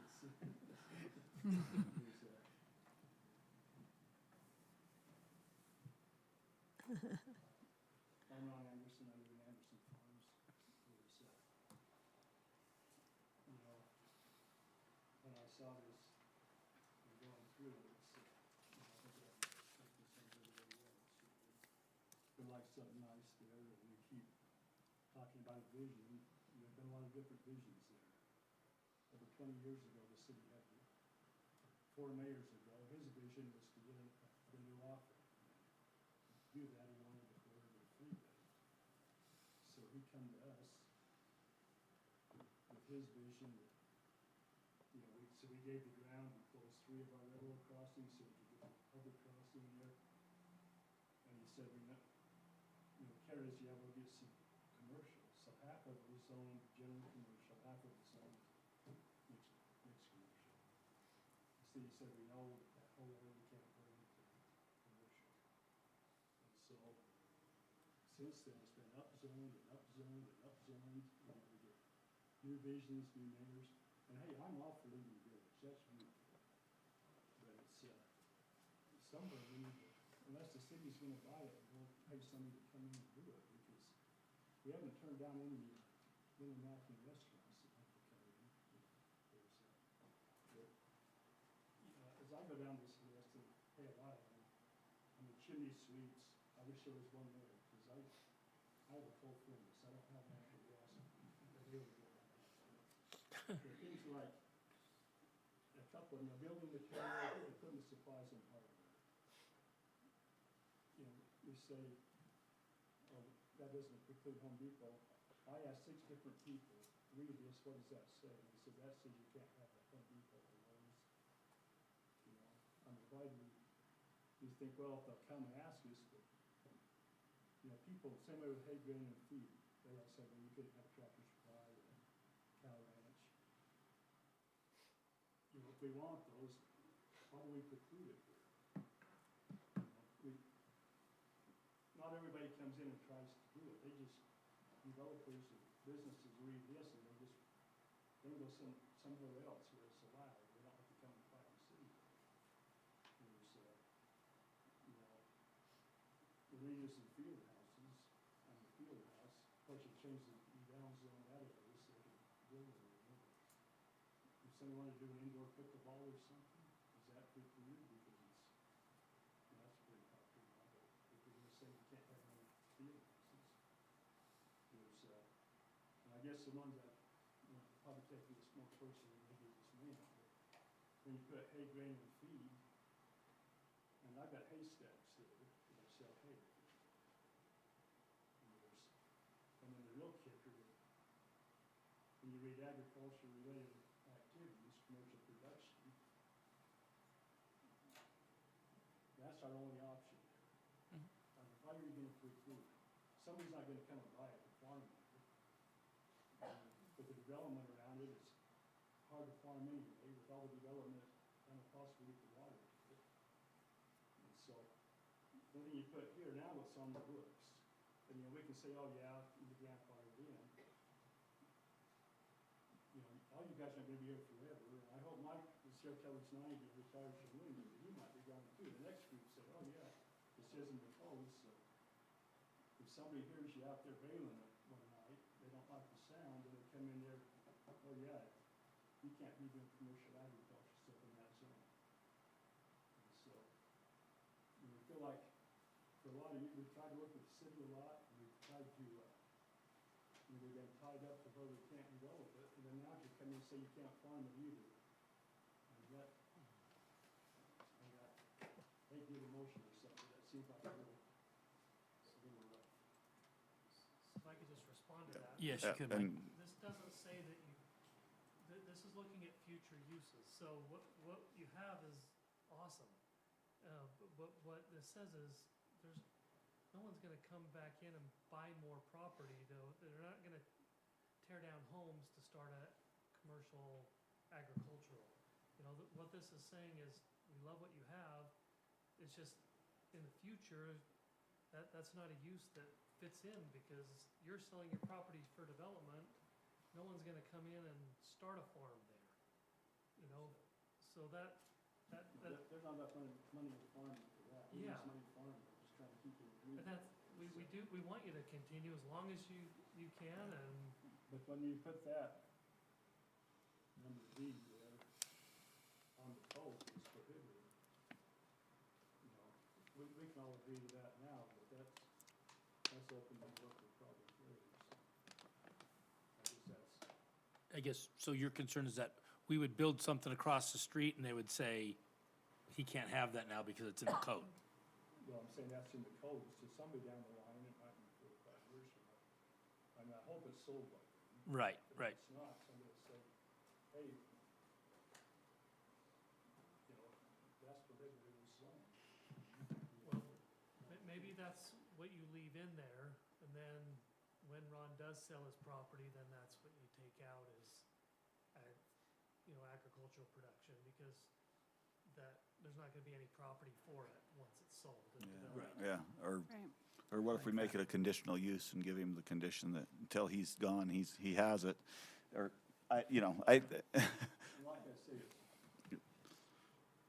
there've been so many things promised and different things have changed, and you hang your hat on that, to where I get a little gun shy when I see this kind of stuff enshrined in the code. yeah, and, And it's, yeah, and hey, I appreciate you're trying to do a good thing, and I think we all have a vision. Everybody has a different vision. We always talk about the vision, but everybody in their mind is something different. And it's really hard to get, and I wish it would come to pass. There's, it'd be nice if once the council asked you to look at what could go in instead of looking at this to see what you can block out. thank you. That's my feelings. Thank you. No, we appreciate the side of the property owners. That we've got to try to balance property rights and of both people, right? The people who moved here thinking there's a vision, the people who have had, Ron and I are someone that's seen that vision of Lindon change from little tiny, well, there's close your eyes and walk across State Street and you wouldn't have anybody honk at you, to where we are now. So the vision sure has changed. Okay, any other members of the public that would like to speak? We really appreciate all the comments. It's what makes our job better, is when we actually hear what the citizens say. We really appreciate comments so we can have it in our discussions. So if there's nothing else from the public, anything you want to add, Mike, or? Maybe going back to Ron's comment, so we have home improvement centers, and we have building material, equipment, supply, and hardware businesses. My feeling was that home improvement was a Home Depot or a Lowe's fell under that. And so that's allowed. Yes, that's already permitted. Building material, equipment, supply seemed a little more industrial to me than it did a home improvement center. But maybe we need to talk about that more. Yeah, and maybe we can clarify a little bit more, because I think there's a part of that we don't want and a part that we do. We do, I think a Lowe's or a Tractor Supply or whatever we would, an IFA, right? I think those would say we're welcome. So, The thing your recruitment says in for storage only. What in that is, that'd be a Ace Hardware, a True Value Hardware, anything would be building material, equipment, supplies, and hardware would be inside that's prohibited. so let's think about that as we have our discussions. Somehow distinguish between something like a Burton Lumber and a truss plant versus a Yeah, Ace Hardware or a Home Depot. yeah, I don't see, especially with those lumber supply companies, you got semis coming in and out of those, and that is something we definitely would want there, but I Right. don't know if there's some way to distinguish the We two. didn't add indoor only. It already says indoor only. okay. So I didn't add that. The commercial general zone already allows, it says it allows building material, equipment, supply, and hardware, indoor storage only. So, just thinking, well, I guess, if we're done with, maybe we'll close the public hearing and then we'll have this discussion among ourselves how we want to do it. So maybe I'll call for a motion to close the public hearing. I'll make a motion to close the public hearing. I'll second that motion. We have a motion and a second to close the public hearing. All in favor? Aye. Any opposed? The voting is unanimous to close the public hearing. So let's discuss among us ourselves. Some of the things that at least I heard to talk about is how to distinguish these businesses, you know, like a Home Depot or, because even some of them, I mean, there's stuff outside at a Home Depot. There's not a lot, but, you know, would this preclude a home, you know, so what do we want there? The elephant in the room is the car wash. We can talk about that.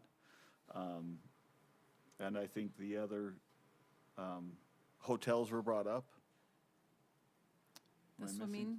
swimming pool? And the indoor facility, fitness facility was brought up.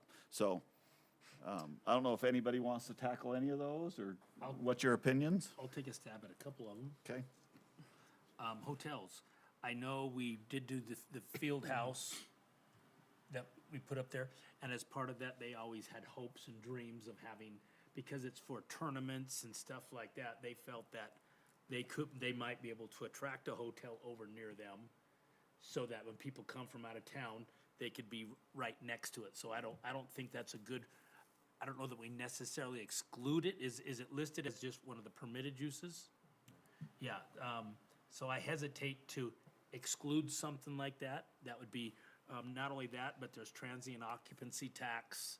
There's, you know, there's a lot of tax revenue comes off a hotel. So I'd hesitate to exclude it for those few reasons. The automobile wash, I agree. It doesn't seem to fit in the vision. I initially came in here concerned that it was, we were pulling the rug out from somebody, but now Mike's telling me that this process was in process before they came.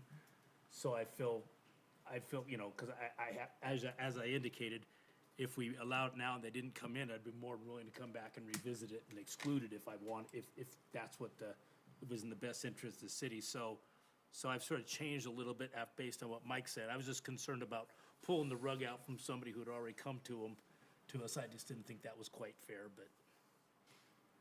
So I've sort of somewhat changed my mind on that, given that, because I don't believe it's consistent with the vision.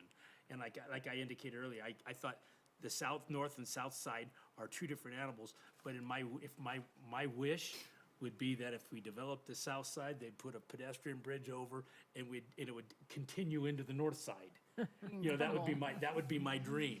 You know, so even though they are, I mean, I could see like, for example, on the south side restaurants, I would like to see the south side be a little bit more sit-down, family-style restaurants, you know, rather than, but the north side, you know, it is a pass-through corridor, so we can't, you know, that would just be my wish list, but that's not part of what we're doing here. We're not going to exclude restaurants. That's why it's just the way I hope it develops based on our vision. Also like the idea of making sure we don't exclude the swimming pools from fitness. That was a really good point I didn't think about. And I also liked, is it Tanner? I like the idea, he talked about if the car wash is right on that street corner where the light is, that does make it tricky where the residents would be crossing right there. Would Quick Quack be willing to go somewhere a little bit farther away from that main area? Or are they just like really wanting that spot? Culver's would go on the corner, and they want to go in next to Culver's. So Culver's would be right on that hard intersection, and then Quick Quack. And I mean, yeah. I know the talk about the hotel would be on the other corner of that, you know, next to the facility. So, you know, those are some of the things that are being talked about there. So. Yeah, but I still agree. I just don't see it fit in that vision, but a lot of good points. Candy manufacturing, we do have in other zones that there's a maximum square footage of 20,000 square feet. We have that in the regional commercial zone. So if you want to put a square footage requirement on the manufacturing area, that's something to consider that we have in another zone. Yeah, or what if you made the retail, it has to be at least 25% of the facility or whatever, so they could manufacture the candy, but it's not. What I envision that as is a little bit different. I envision it as a place you can go get chocolates or toffee. Right. And those kind of places don't need 20,000 square feet. They need a small retail store, boutique type store where they're making the candy in the back. Right. You know, we don't want, I like to think it's not, I don't like the word manufacturing, but if someone, it's no different than a restaurant reality. You walk into Culver's for a burger, or you walk into the candy store for a piece of candy that's made on site. So I don't know that it needs to be, maybe you can make it substantially smaller than what we're talking of 20,000 square feet. I don't know what that number is, but to make it more of a boutique type of candy manufacturing or food manufacturing. I'm a visual person. What would 20,000 square feet kind That's of a lot. compare to? Yeah, I don't think 20,000 should be doing this zone. I'm just giving you a reference to what we allow in other zones, but it would be big. I'm saying that's a half acre lot in Linden, so that's, there you go. It's a half-acre lot, that's that's that's big. huge. So that wouldn't be out of place To to, limit it here. Yeah. manufacturing zones, yeah. I might have to steal your water. I You don't need it? I fear that we're becoming too restrictive, and I worry about that. I don't think it's our role to decide what will be successful or not. I think it's our role to decide what uses we want or not. If there's 4 car washes within a mile of your home, and a 5th one will be profitable, I don't know that we should say no. I mean, I've heard where someone didn't go to the car wash because it was too busy. That's no reason to restrict it. I mean, if it's too busy, that means there's a lot of people visiting it. But I understand noise issues, and there has to be conditions. But I think we have to be careful not to become so restrictive that it never develops. Because then, at some point, it's going to develop in a way we don't like it to be developed. I have no one, I don't think we should say certain things. Well, Snook Farms, maybe some of you have been to Snook Farms. Have you been to Snook Farms? It's a little retail place, and they grow something, specialty things. I'm sure some of these people probably have been to Snook Farms. That would not be allowed. Sun River Nursery, really classy looking nursery, but that would not be allowed. Maybe, but probably wouldn't be allowed. So we're becoming so restrictive that we're eliminating a lot of the businesses that could be very creative and very nice, and I think, again, the vision. Nobody's gonna put a car wash in the walkable village of 700 North. I mean, they don't wanna be there. And keep in mind, this walkable village, it's really classy looking and it sounds good, but the kind of tenants that go in those are the ones that turn over a lot, because they don't have as much exposure to the traffic and the business and everything. So traditionally, those businesses are not as successful as the ones that are out on the street. And it's kind of like, you look at Pleasant Grove exit, they're all right on the street because that's where they want to be, because that's where they get most exposure. So be careful what we do there. And I don't think that the whole corridor is going to be a walkable area. I don't see how it could be. That's my only concern, is I don't think we should be so restrictive that people don't come. My 2 cents worth. Thank you. Jared? I think Mr. Anderson makes a good point that somebody could just read this list and be like, oh, I'm not even going to talk to the city about bringing my business here. But at the same time, we've had a few proposals come into the city over the last couple of years. We've been pretty open to things. I can think of, the car wash has probably been, we've probably had the most contrary view of the car wash than anything that I've seen. I think we had someone wanted to put in a short-term hotel, kind of a Extended stay. extended stay, and we were kind of, no, but everything else that I think that we've talked about is, we've been pretty open as a commission, so I don't know that we're being that restrictive. No, we're But now Mike developing has a code. front row seat, and a lot of things come to his ears that never reach us, but are we turning, is it because of us that this hasn't been developed, do you think? I mean, maybe I'm asking somebody who might give a biased opinion, but I don't know that we're getting in the way of this selling and this developing. I mean, I think the biggest hurdle is most developers want residential.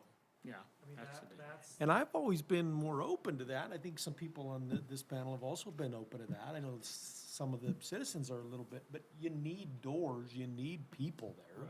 And don't misunderstand what I said. I'm not saying that we've turned a lot away. I'm saying, but what are we doing tonight? We're looking to become more restrictive in the code, right? That's what I mean.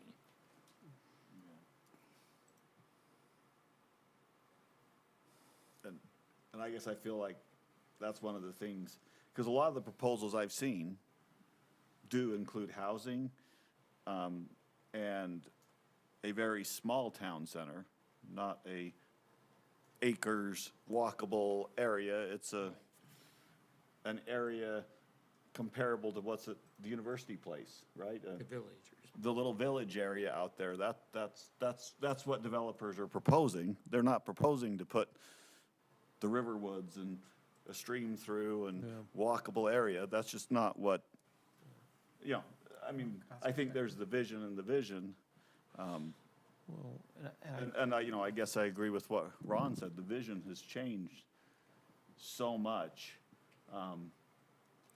When we have a large breadth of people here, we've had people who've just recently moved into Anderson Farms who see the vision of what the city council put together. There's some of us that have lived in Lindon, or families go back so far that, the vision was a barbed wire fence and cattle, and fruit trees and orchards and we've all come to Lindon in our own time, and we all have our own vision of what Lindon meant. Before the half-acre rule, below the canal, I couldn't have ever imagined the houses that are being built in Lindon. I mean, just couldn't have even thought about a house like that being built in Lindon. We were the other side of the tracks where the little houses were, and the little, and the pastures. So, and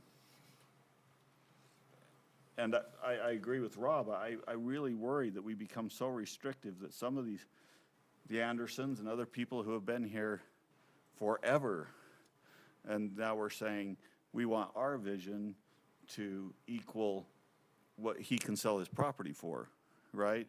And it's been a long time, and I think all of us would love that vision. I haven't seen a single proposal that meets that vision. The only way, I think, to meet that vision would be for the city to buy it and make that vision. But that's a very expensive vision I don't think the city's prepared to do. And so I worry about becoming so restrictive that now we're saying, you can't sell your property. I'd hate for someone to say, well, we wanted to rezone Locust Avenue to something, so when I go to sell my house, I can only sell it to the left-handed plumber from Alpine or something, I mean, that's really restrictive, and that's a silly, but I have that concern. I love the vision, but I don't know if there's a market for that vision. And that's one of the things we have to, so I do worry about becoming too restrictive. And so some of these things, I wouldn't want to say, no, a Home Depot couldn't come in. I wouldn't want to say that, so if we have to reword it a little bit so that those places aren't restricted. On the other hand, I don't know if I really want a flea market there. I think the land's too expensive to host a flea market, but, so that's kind of my thought. I worry about becoming too restrictive. And this is a recommendation to the city council, so we will give our recommendation and they will actually make the final decision. And maybe we should define what are we being too restrictive on? Because like the nursery, this would allow, Rob, I can't remember the name of the nursery you said, right? Sun River? Sun River. Sun River would be allowed under A. Brewery, this Well, is less it restrictive. could be permitted. They have quite a big area, Yeah. and they have a little shop. And the shop would make them maybe eligible. Yeah. Like the brewery is less restricted. We're saying you've got to have a restaurant area, but the brewery can be bigger than 1,000 square feet, what the current ordinance says. The motorcycle personal ATV is currently not allowed. It's prohibited. Wedding event, this is just, we are being more restrictive in that it has to be indoors, not outdoors, because we've had a lot of growing pains with some of those. Automobile wash, again, I don't know where we want to go with that, but,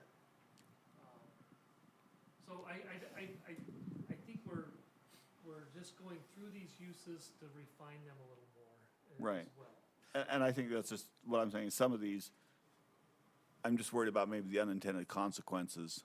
Maybe the arenas or field houses or the, like I said, maybe a pickleball place would be acceptable. To me, it would be, but maybe others, I mean, that's what we have to talk about. Gym with a pool. A gym with a pool or, Or a pool for a swimming lesson. yeah, and, Business.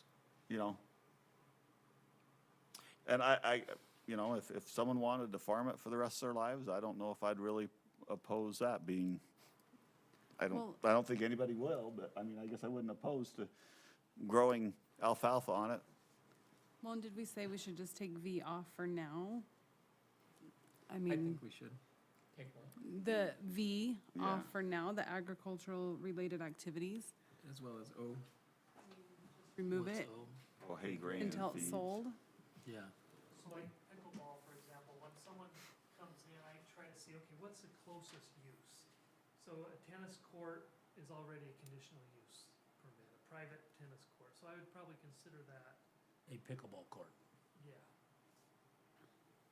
I think we have an obligation though, I agree with not being overly and chasing everybody away, but we have the ability to mitigate some of the impacts, like the car wash. I think it's been clear here, we need to change it from 500 feet to, if people want to pursue that, then that would be on the north side of 700, be more specific, so we don't run into that problem with that section down below. But if that's, Should we just go through these quickly and, like, yeah, automobile, get a thumbs up or thumbs down? where are we? Do you have any problems with A through E? A through E? Nursery, brewery, motorcycle, ATV, marine, wedding, event, As conditional uses. as conditional uses. Don't have I any. would be okay with wedding center. Well, we have one right there too. Oh, it's conditional. You're right. Okay. So they're We have all, one already there. We have one right down. We on the- do. Yeah, we have the Bravo Event Center. I'm going more for broad and Yeah. if there would be. So, we have a question on this. Where are you reading off of right now? Just on the, Conditional uses. Additional uses? It's in red. Okay, so he's okay, saying A through E, is there any okay. A through E. No problems. The only thing on B, you said you were just kind of throwing out that figure of 2,000 square feet. I mean, That's 2,000 square feet of seating. yeah.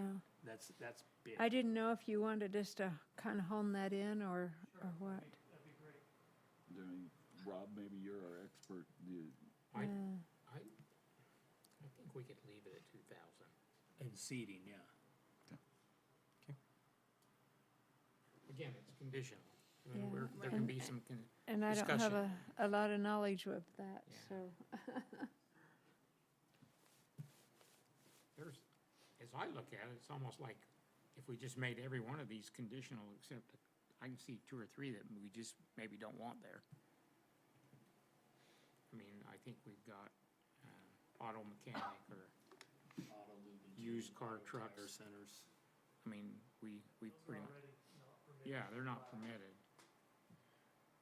Okay, so we mentioned, I'm not sure about an auto tire shop. Yeah, those are already prohibited. I'm not sure that we should.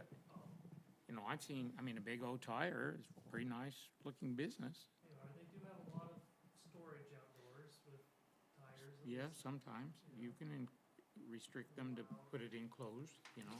I don't know. So are I'm just you saying. suggesting that we make those conditional use or what? Maybe, used car trucks, I'm not saying use that conditional, I'm saying let's just don't permit it, it's not permitted. Okay. Let's don't change it.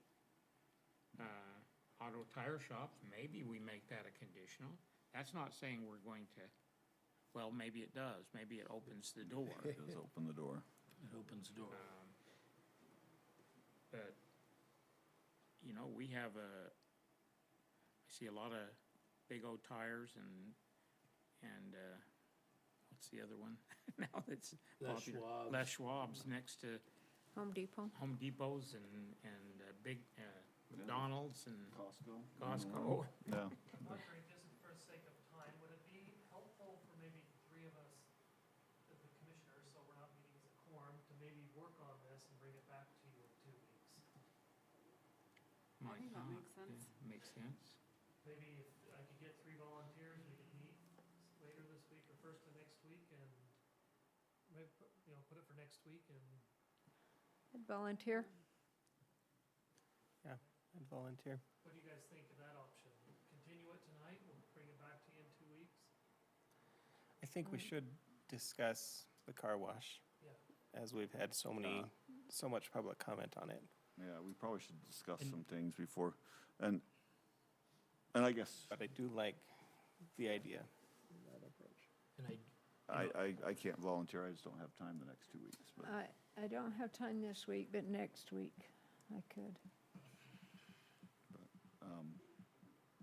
I could, Next week would work for me. Let's I have time if we come up with a date that works, I have time. But, yeah, and one of the other things we mentioned here was the candy and confectionery, we talked about size, to add a size to that. That could be something we could discuss in that group to bring it back to you. But I agree with him, auto wash, we ought to sort of, since everybody's here, it's, Yeah, probably get our opinions out, I'd be interested in also including Ron, like his concerns beforehand too. yeah, I think we need to look from all sides on this as we go through it. so if we could come to an agreement now that we're gonna eliminate O and V, then the group that we meet together, that's consensus, we all want to eliminate O and V for now. Right. I wouldn't do that. I think you just go in and talk them all. Talk them all, okay? Bring back something for us to talk about. Yeah. Any thoughts or any strong feelings one way or the other on the automobile wash? I know there's quite a few strong feelings from the residents. So, but from the commission, I would like to have that be a non-permitted use. I would say non-permitted for me too. I'm not a non-permitted, I'm conditional use. yeah, I guess I lean Rob's way maybe a little bit, even a tire store. To get this, developed and to get, Well, the It's- car, I thought we were talking specifically about the car wash. right, and I guess I feel the same way as the car wash about some of these other things. The car wash or the Les Schwab or all those, that doesn't fit the walkable community, Riverwood's I wouldn't put thought, 'em but in, yeah. I just personally, I'm having a hard time seeing that ever coming to pass in my lifetime. But that's But if my it opinion. did, we wouldn't put those there anyway. Right, Yeah. right, if it did, but I guess for this whole big section, to say we can't have it anywhere in this whole big section, Yeah, like somebody Versus- indicated, they have no problem with it down for east or west. So maybe if one of the property lines of the car wash borders a non-Lindon village zone, maybe Yeah. that's, and 500 still is feet away. separate from, far enough away from residential. I don't know. Yeah. I understand the Quick Quack wants prime real estate. Right. And I just think, just going back, you want it to look like State Street. That's, you know, that's where we have our tire shops and our, you know, car dealerships and things. Do we want it to look different than State Street? Definitely. And If you're okay with State Street, then that's what you. I don't think it would necessarily look like, I think I hear you saying State Street with some of these uses. I see some of these uses in residential areas on corners. Yeah.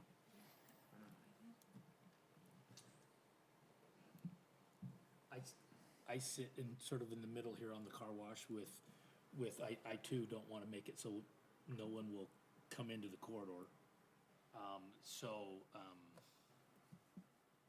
It's not a best use, but that's the hardest part about being on the planning commission, is when people come to us and they want something, if it's not in the ordinance, we can't say no. And so, but on the flip side, I guess I'm in the middle on that one. I think it could, I think the concerns could be mitigated. The one concern that can't be mitigated is not a revenue generating business. That will never be mitigated, you know, but then is that really our purpose, just to generate revenue? Our purpose is to create a place that people want to be in a business where people want to work. I mean, and we could easily make it to where, I know, we have concerns about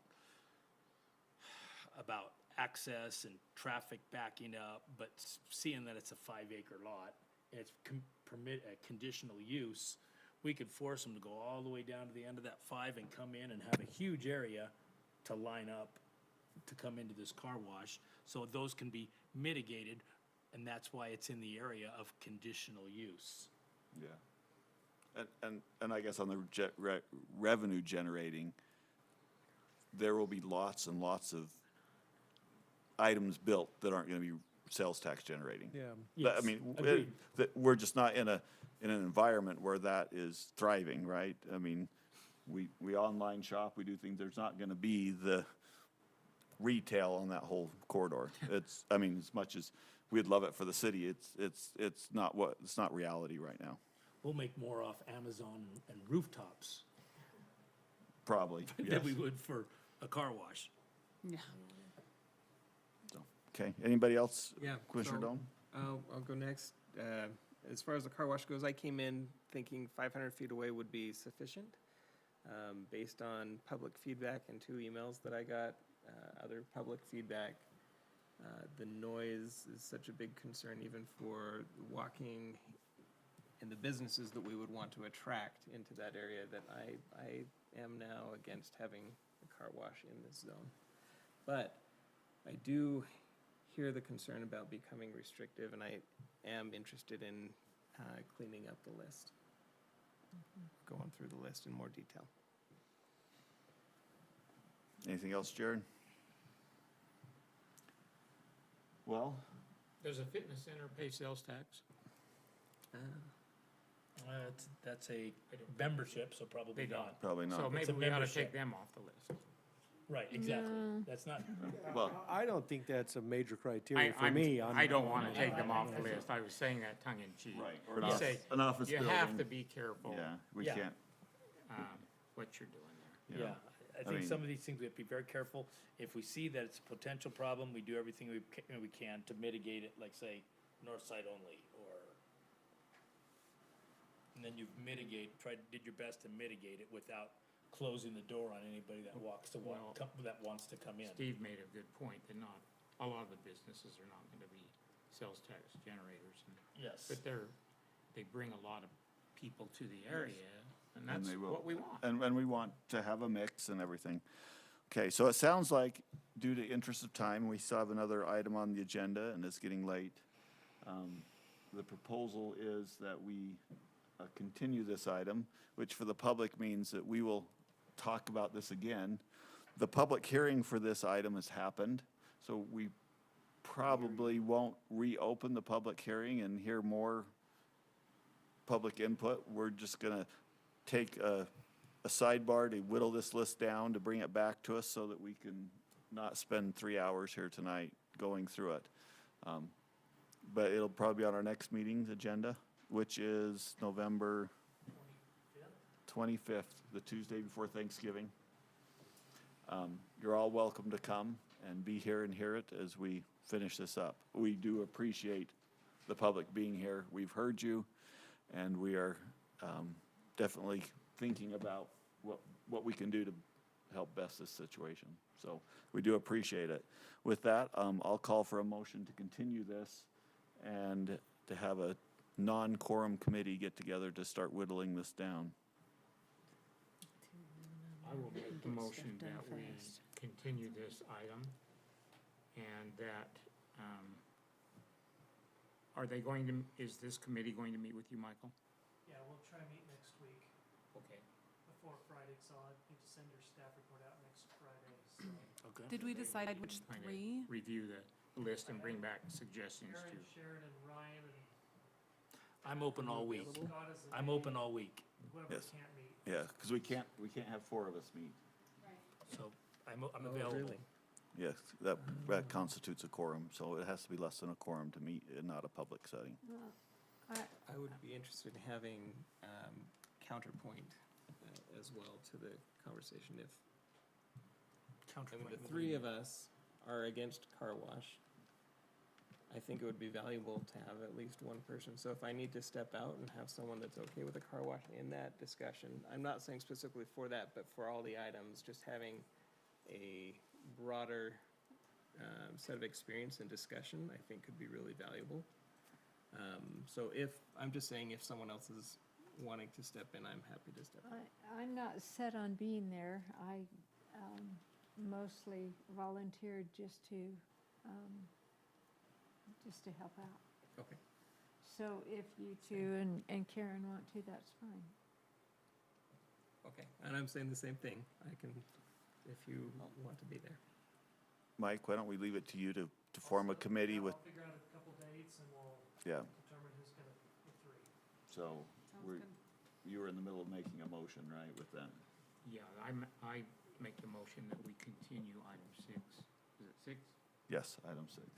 On this amendment, and that the committee meet with Mike and bring back recommendations to our next planning commission meeting. I'll second that. We have a motion and a second. All in favor? Aye. Any opposed? Okay, this item has been continued to our next meeting with directions for city staff to whittle this list down so that we can discuss it.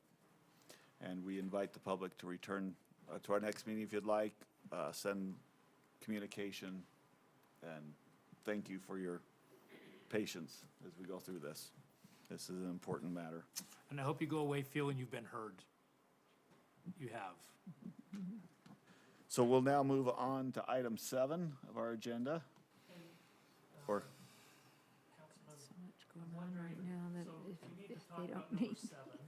yes, Number 8 and 9 are just some staff presentations, at least number 8. Well, you can let And we Mike can know push that that another Mike 2 know that weeks. then. okay. That might be helpful, so. So let's do item 7, and then I will entertain a motion to move item 8 to our next agenda. Okay.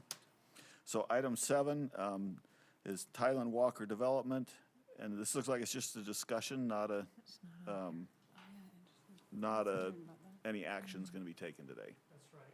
Okay. So, Mr. Walker owns this property, this is, so you've got Center Street, back out a little bit. So you've got Center Street right here, here's the new roundabout that was put in. Okay. Got 200 East and 400 East, so 300 East is right here on this street. That's not Correct. And it comes up and it dead ends right here. Back in 2000,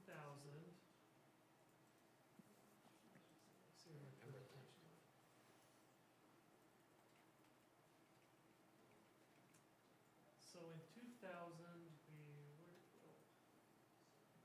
we had an agreement with the Walkers, Larry and Dorothy Walker, that 300 East would go through to Center Street, that they would deed 25 feet to Lindon City, and then the property to the east, this property, at some point, the city would work with them to get the other 50 feet, or other 25 feet, so that 300 East went out to Center Street.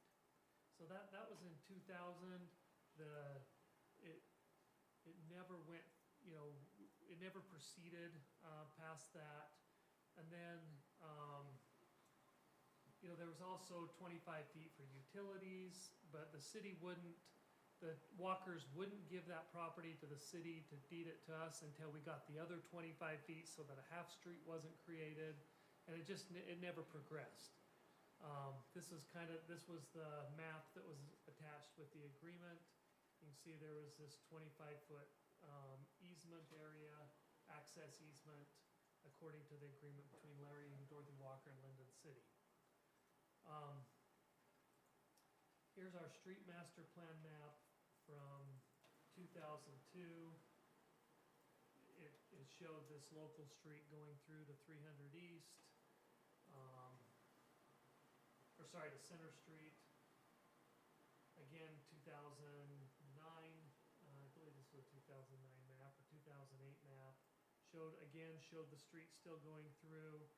And then in 2009, we entered into a new agreement with the Walkers. This would be with Nathan Walker. And we determined that it was no longer in the best interest for 300 East to go through to Center Street. So what they agreed on was that 300 East would be a hammerhead design, but they would put a 10-foot easement, utility easement, and a 10-foot trail to go out to 300 East, out to Center Street. Sorry, it's getting late. And so that was the agreement in 2009. There was a subdivision plat. This map, it's kind of hard to see, but it was attached to the agreement. It shows this hammerhead turnaround right here, and then it shows this 10-foot easement, trail and utility easement out to Center Street. So that's what this is what it currently looks like. This garage was put in a number of years ago, was constructed. Where this enclosed trailer sits right here, it's on that 10-foot trail and utility easement. It's changed hands, this property, in the last few years. I wrote the owner a letter a few weeks back saying, hey, just so you're aware, there is a trail easement right here and a utility easement where your trailer's parked, or this is an older area, so there may not be a trailer there any longer. But again, this is a 10-foot area that the city has an easement on. In 2009, we approved a plat that for someone else that was going to develop this, was called the Maine, M-E-I-N-E, Maine plat. You can see that it showed the dedication area for the hammerhead turnaround, and then it showed a 10-foot PUE and trail easement right here. So since that time, we've also adopted a Parks and Trails Master Plan, and on 300 East, we took that, down here, we took that extension out to 300 East off the master plan. This is the pedestrian and bicycle master plan. Again, it does not include, it shows a little bit with the, where the hammerhead will go in with sidewalk, but it doesn't show it going through the Center Street. Ty Walker recently submitted a new plat, so that main plat was never recorded. It went through, got approval from the Planning Commission and Council, and then the developer never went through on it. So fast forward 16 years or so, Ty has now made an application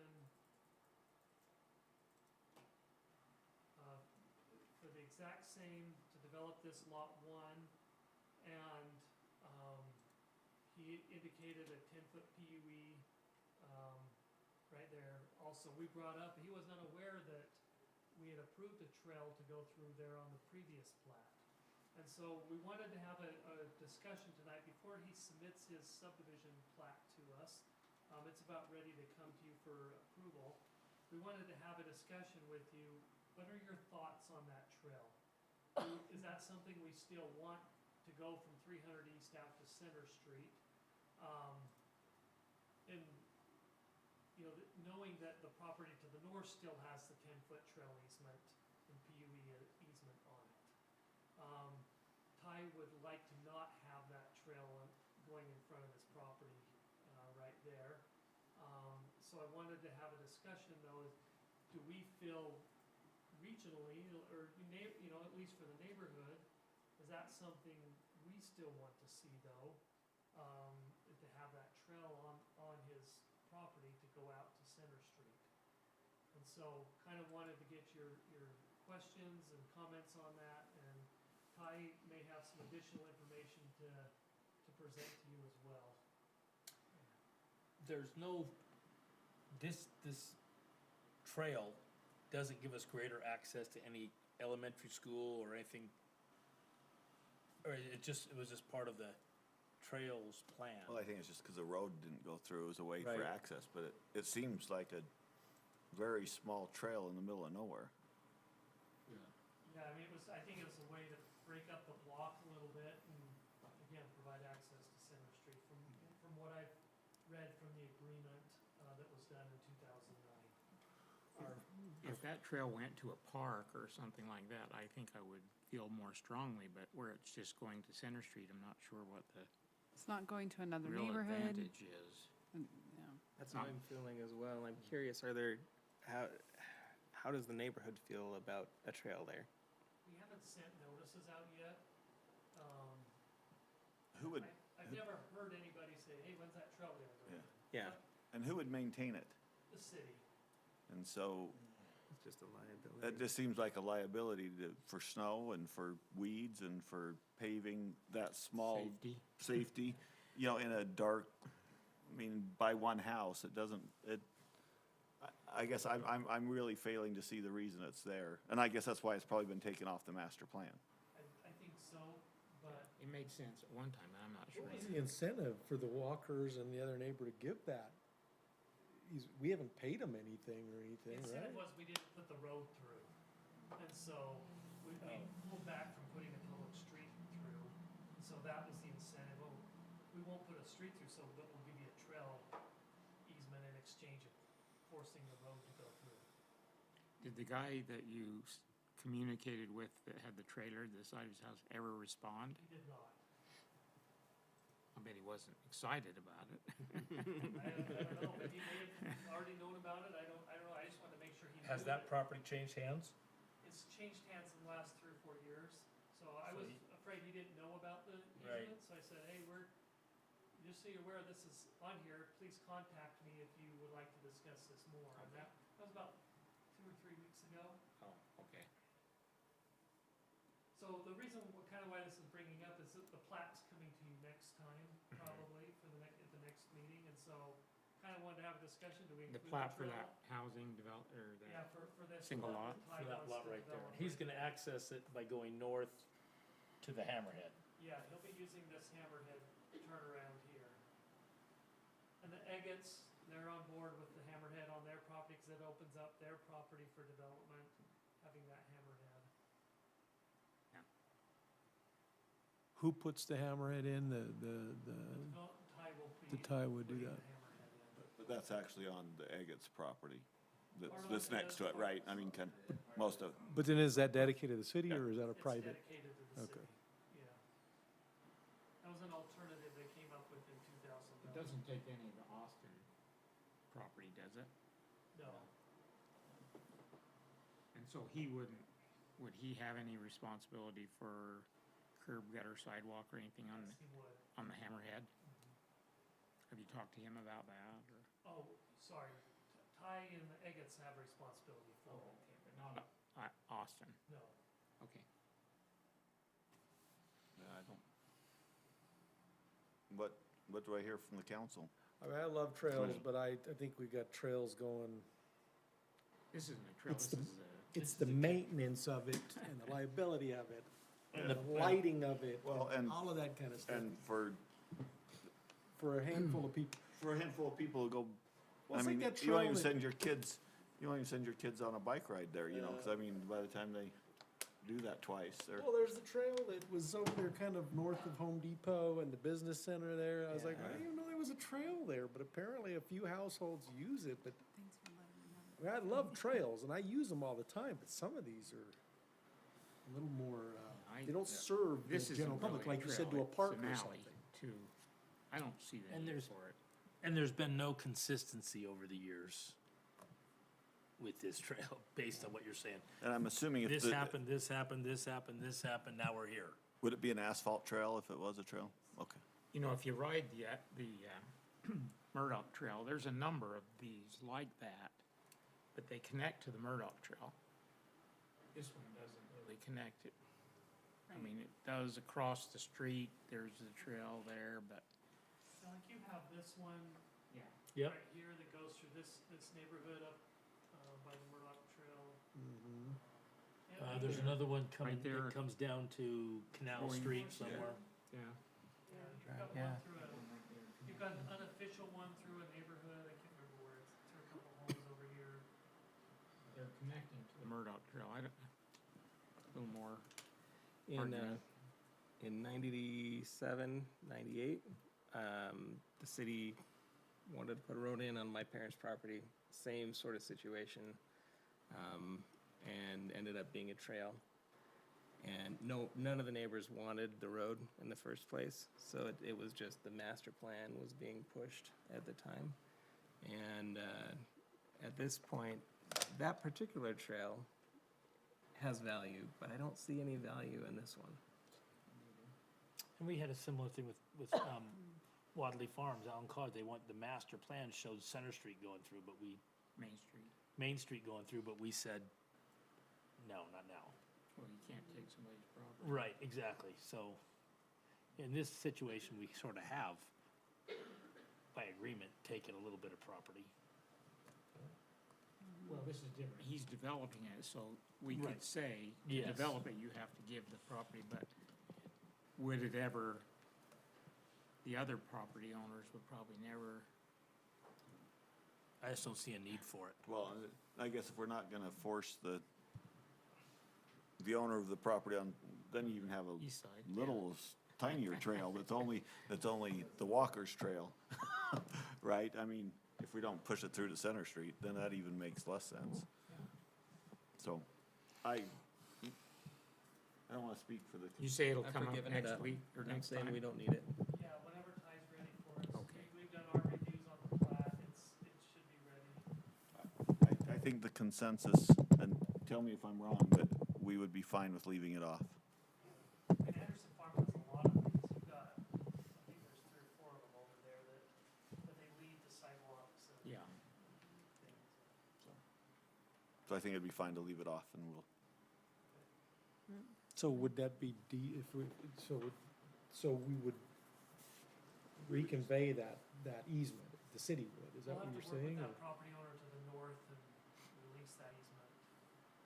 There still will be the utility easement that'll go through there. Still be the utility easement, yes. So They won't be able to build a barn on it, Trail. That's right. Yeah. Yeah, we can't get rid of the utility easement, that's required along that front of any lot. Yep. Okay. Will that be something you send a notice out to neighbors? Yes. Okay. And we can include that in the notice too, that this wouldn't include The trail. easement, yeah. Yeah. Okay. Okay, so if we're done with item 7, do I have a motion to move item 8 to our agenda next time? I'll make that motion. I'll second that. Okay. We have a motion and a second to move item 8 on our agenda to next time's agenda. All in favor? Aye. Aye. Any opposed? The voting is unanimous. Okay, we're on to item 9. Anything from you, Mike, today? Anything from the commission? I have just a couple of quick questions. On the sports arena, on 700 North, any progress on that or any update? Friday, he submitted an application to amend the development agreement, so, Oh, good. I've gotta work on that, and it'll be a little while before it comes to you. It was the landscaping requirements that were holding up, right? It was. Is he willing to, That's gonna be a good big discussion, cause he's like, telling me, don't you require me to do anything else on the plaza? And I'm like, well, what's our trade-off then for reducing the landscaping? So that'll need to be a discussion with, I'm gonna include it in the development agreement, and then you guys can discuss that. And then it'll go under the council. Okay. But he is planning to go forward then? Yes. Okay. I know that was kind of a little bit of a question. Yeah, I mean, I didn't hear from him for a month and a half, so. Yeah, so he is planning to go. And then I sent you a little email, and you probably saw it as, not today, but you probably didn't think about it anymore, but up there in the horse staging area where the Olson home used to be, that's been torn down completely. Yes. Are they planning to rebuild there, or? Yes, they plan on building a new home. Okay, And we knew that before they bought the property. They came in and met with us to understand where all the easements were, hillside slope requirements and everything. okay. That was just a simple question when I asked you that. No, that's okay. It wasn't any big issue. I just had a number of people ask me, the home's gone. What's gonna take the place of? And I remember when they came in here and talked about the variances on the road and things like that, but wasn't sure if they were planning to develop it in other ways or just to build a home on it or what. Yeah, just to build a new home. Okay. And those are the only things I have. Okay, I have a question for Mike. And I can go, trust me, I can go back and I can rewatch the last council meeting. But if you could briefly sum up, you did a presentation about a transit station could you briefly synopsize that in a minute or whatever? I don't want it to go, because like I say, I can go home and watch the city council, but Yeah, I can do this in 2 minutes.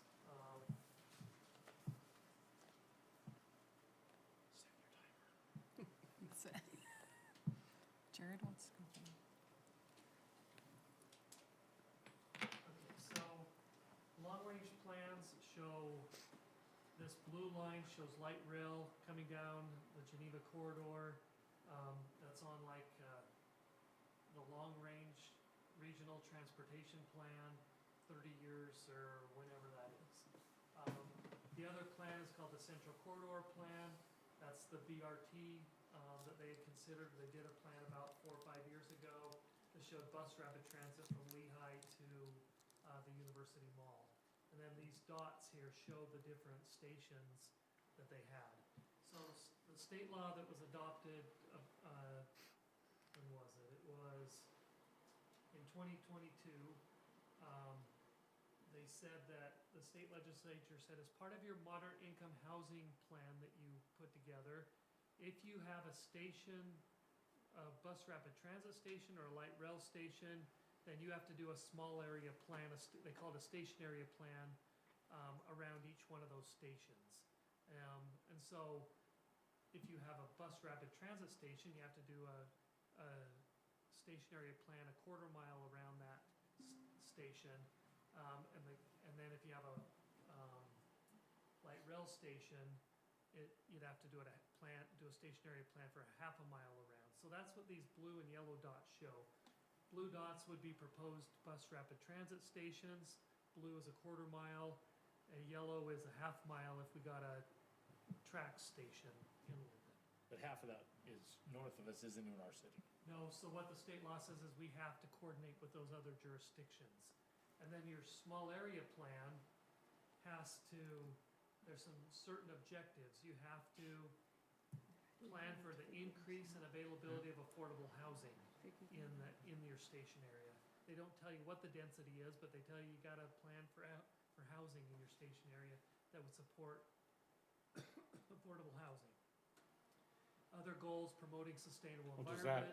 does that reduce the amount of development we can have on 700 North?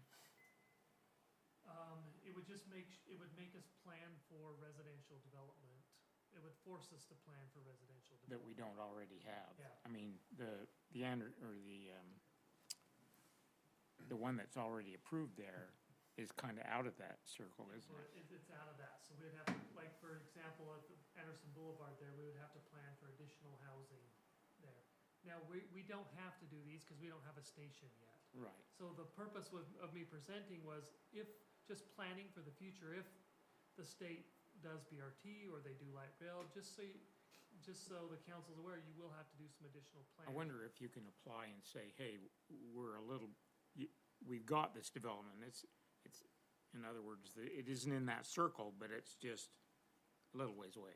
Has to be in the circle. And I can send you this report too, it's Can't really be kinda. interesting. Here's, there's a lot of information here. Let's see, how do we? So what I'm hearing is basically it could affect our 700 corridor.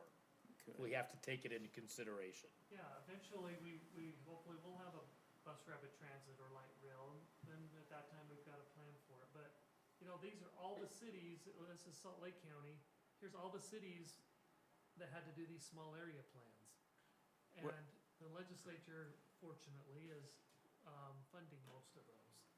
Well, my point is, though, while it might be way down the road, you can't do anything with it. Because it might be coming. Yeah, well, you just have to plan for redevelopment in that. Tearing that- things down, yeah. Yeah. Mhm, okay.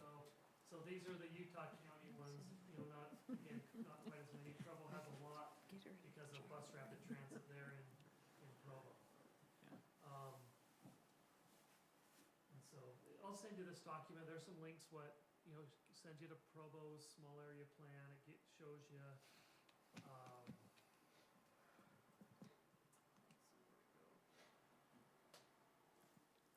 I don't know what the presentation was. Oh. Anyways, it shows you what these other communities are doing. So it's more just a planning tool that if we get a station, we'll have to do some additional planning in the future. Okay. Thank you. There it is. I thought it was interesting, I sat in on the city council, I'm not sitting in, I did sit in on the first part of the city council meeting when they were talking about the parks proposals or just kind of the general plan for parks coming up, and I thought it was interesting, Lincoln could probably add more to this, but the residents that are up on that east side were really not very in favor of having the pickleball courts up there. Maybe you can add to that, Lincoln.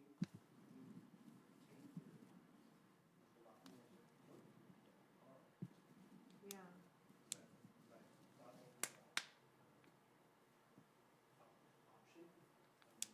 option. We have some illegal activities going on up there. And football coach is the best way to help bring that up. You should put a park up there. You can make everybody go. Put a pickleball court up there. You put a couple, 4 pickleball courts up there. They're going to use incessantly. Criminal activity that we're seeing up there, it's too different than someplace else. Because you don't do that. Where's it at?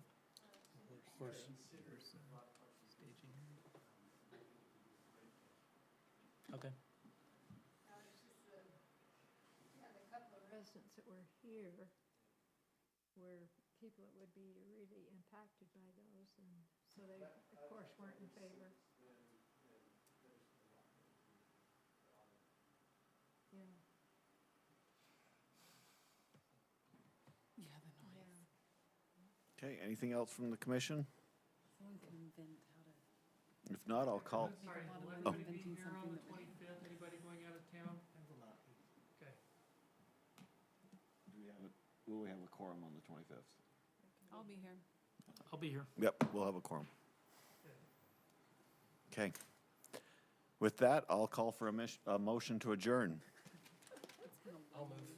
So moved. I'll second it. Have a motion and a second. All in favor? Aye. Aye. Any opposed? The motion to adjourn is unanimous. Usually we're a little faster at that, we're just tired. Nobody could see me. I can't hurt.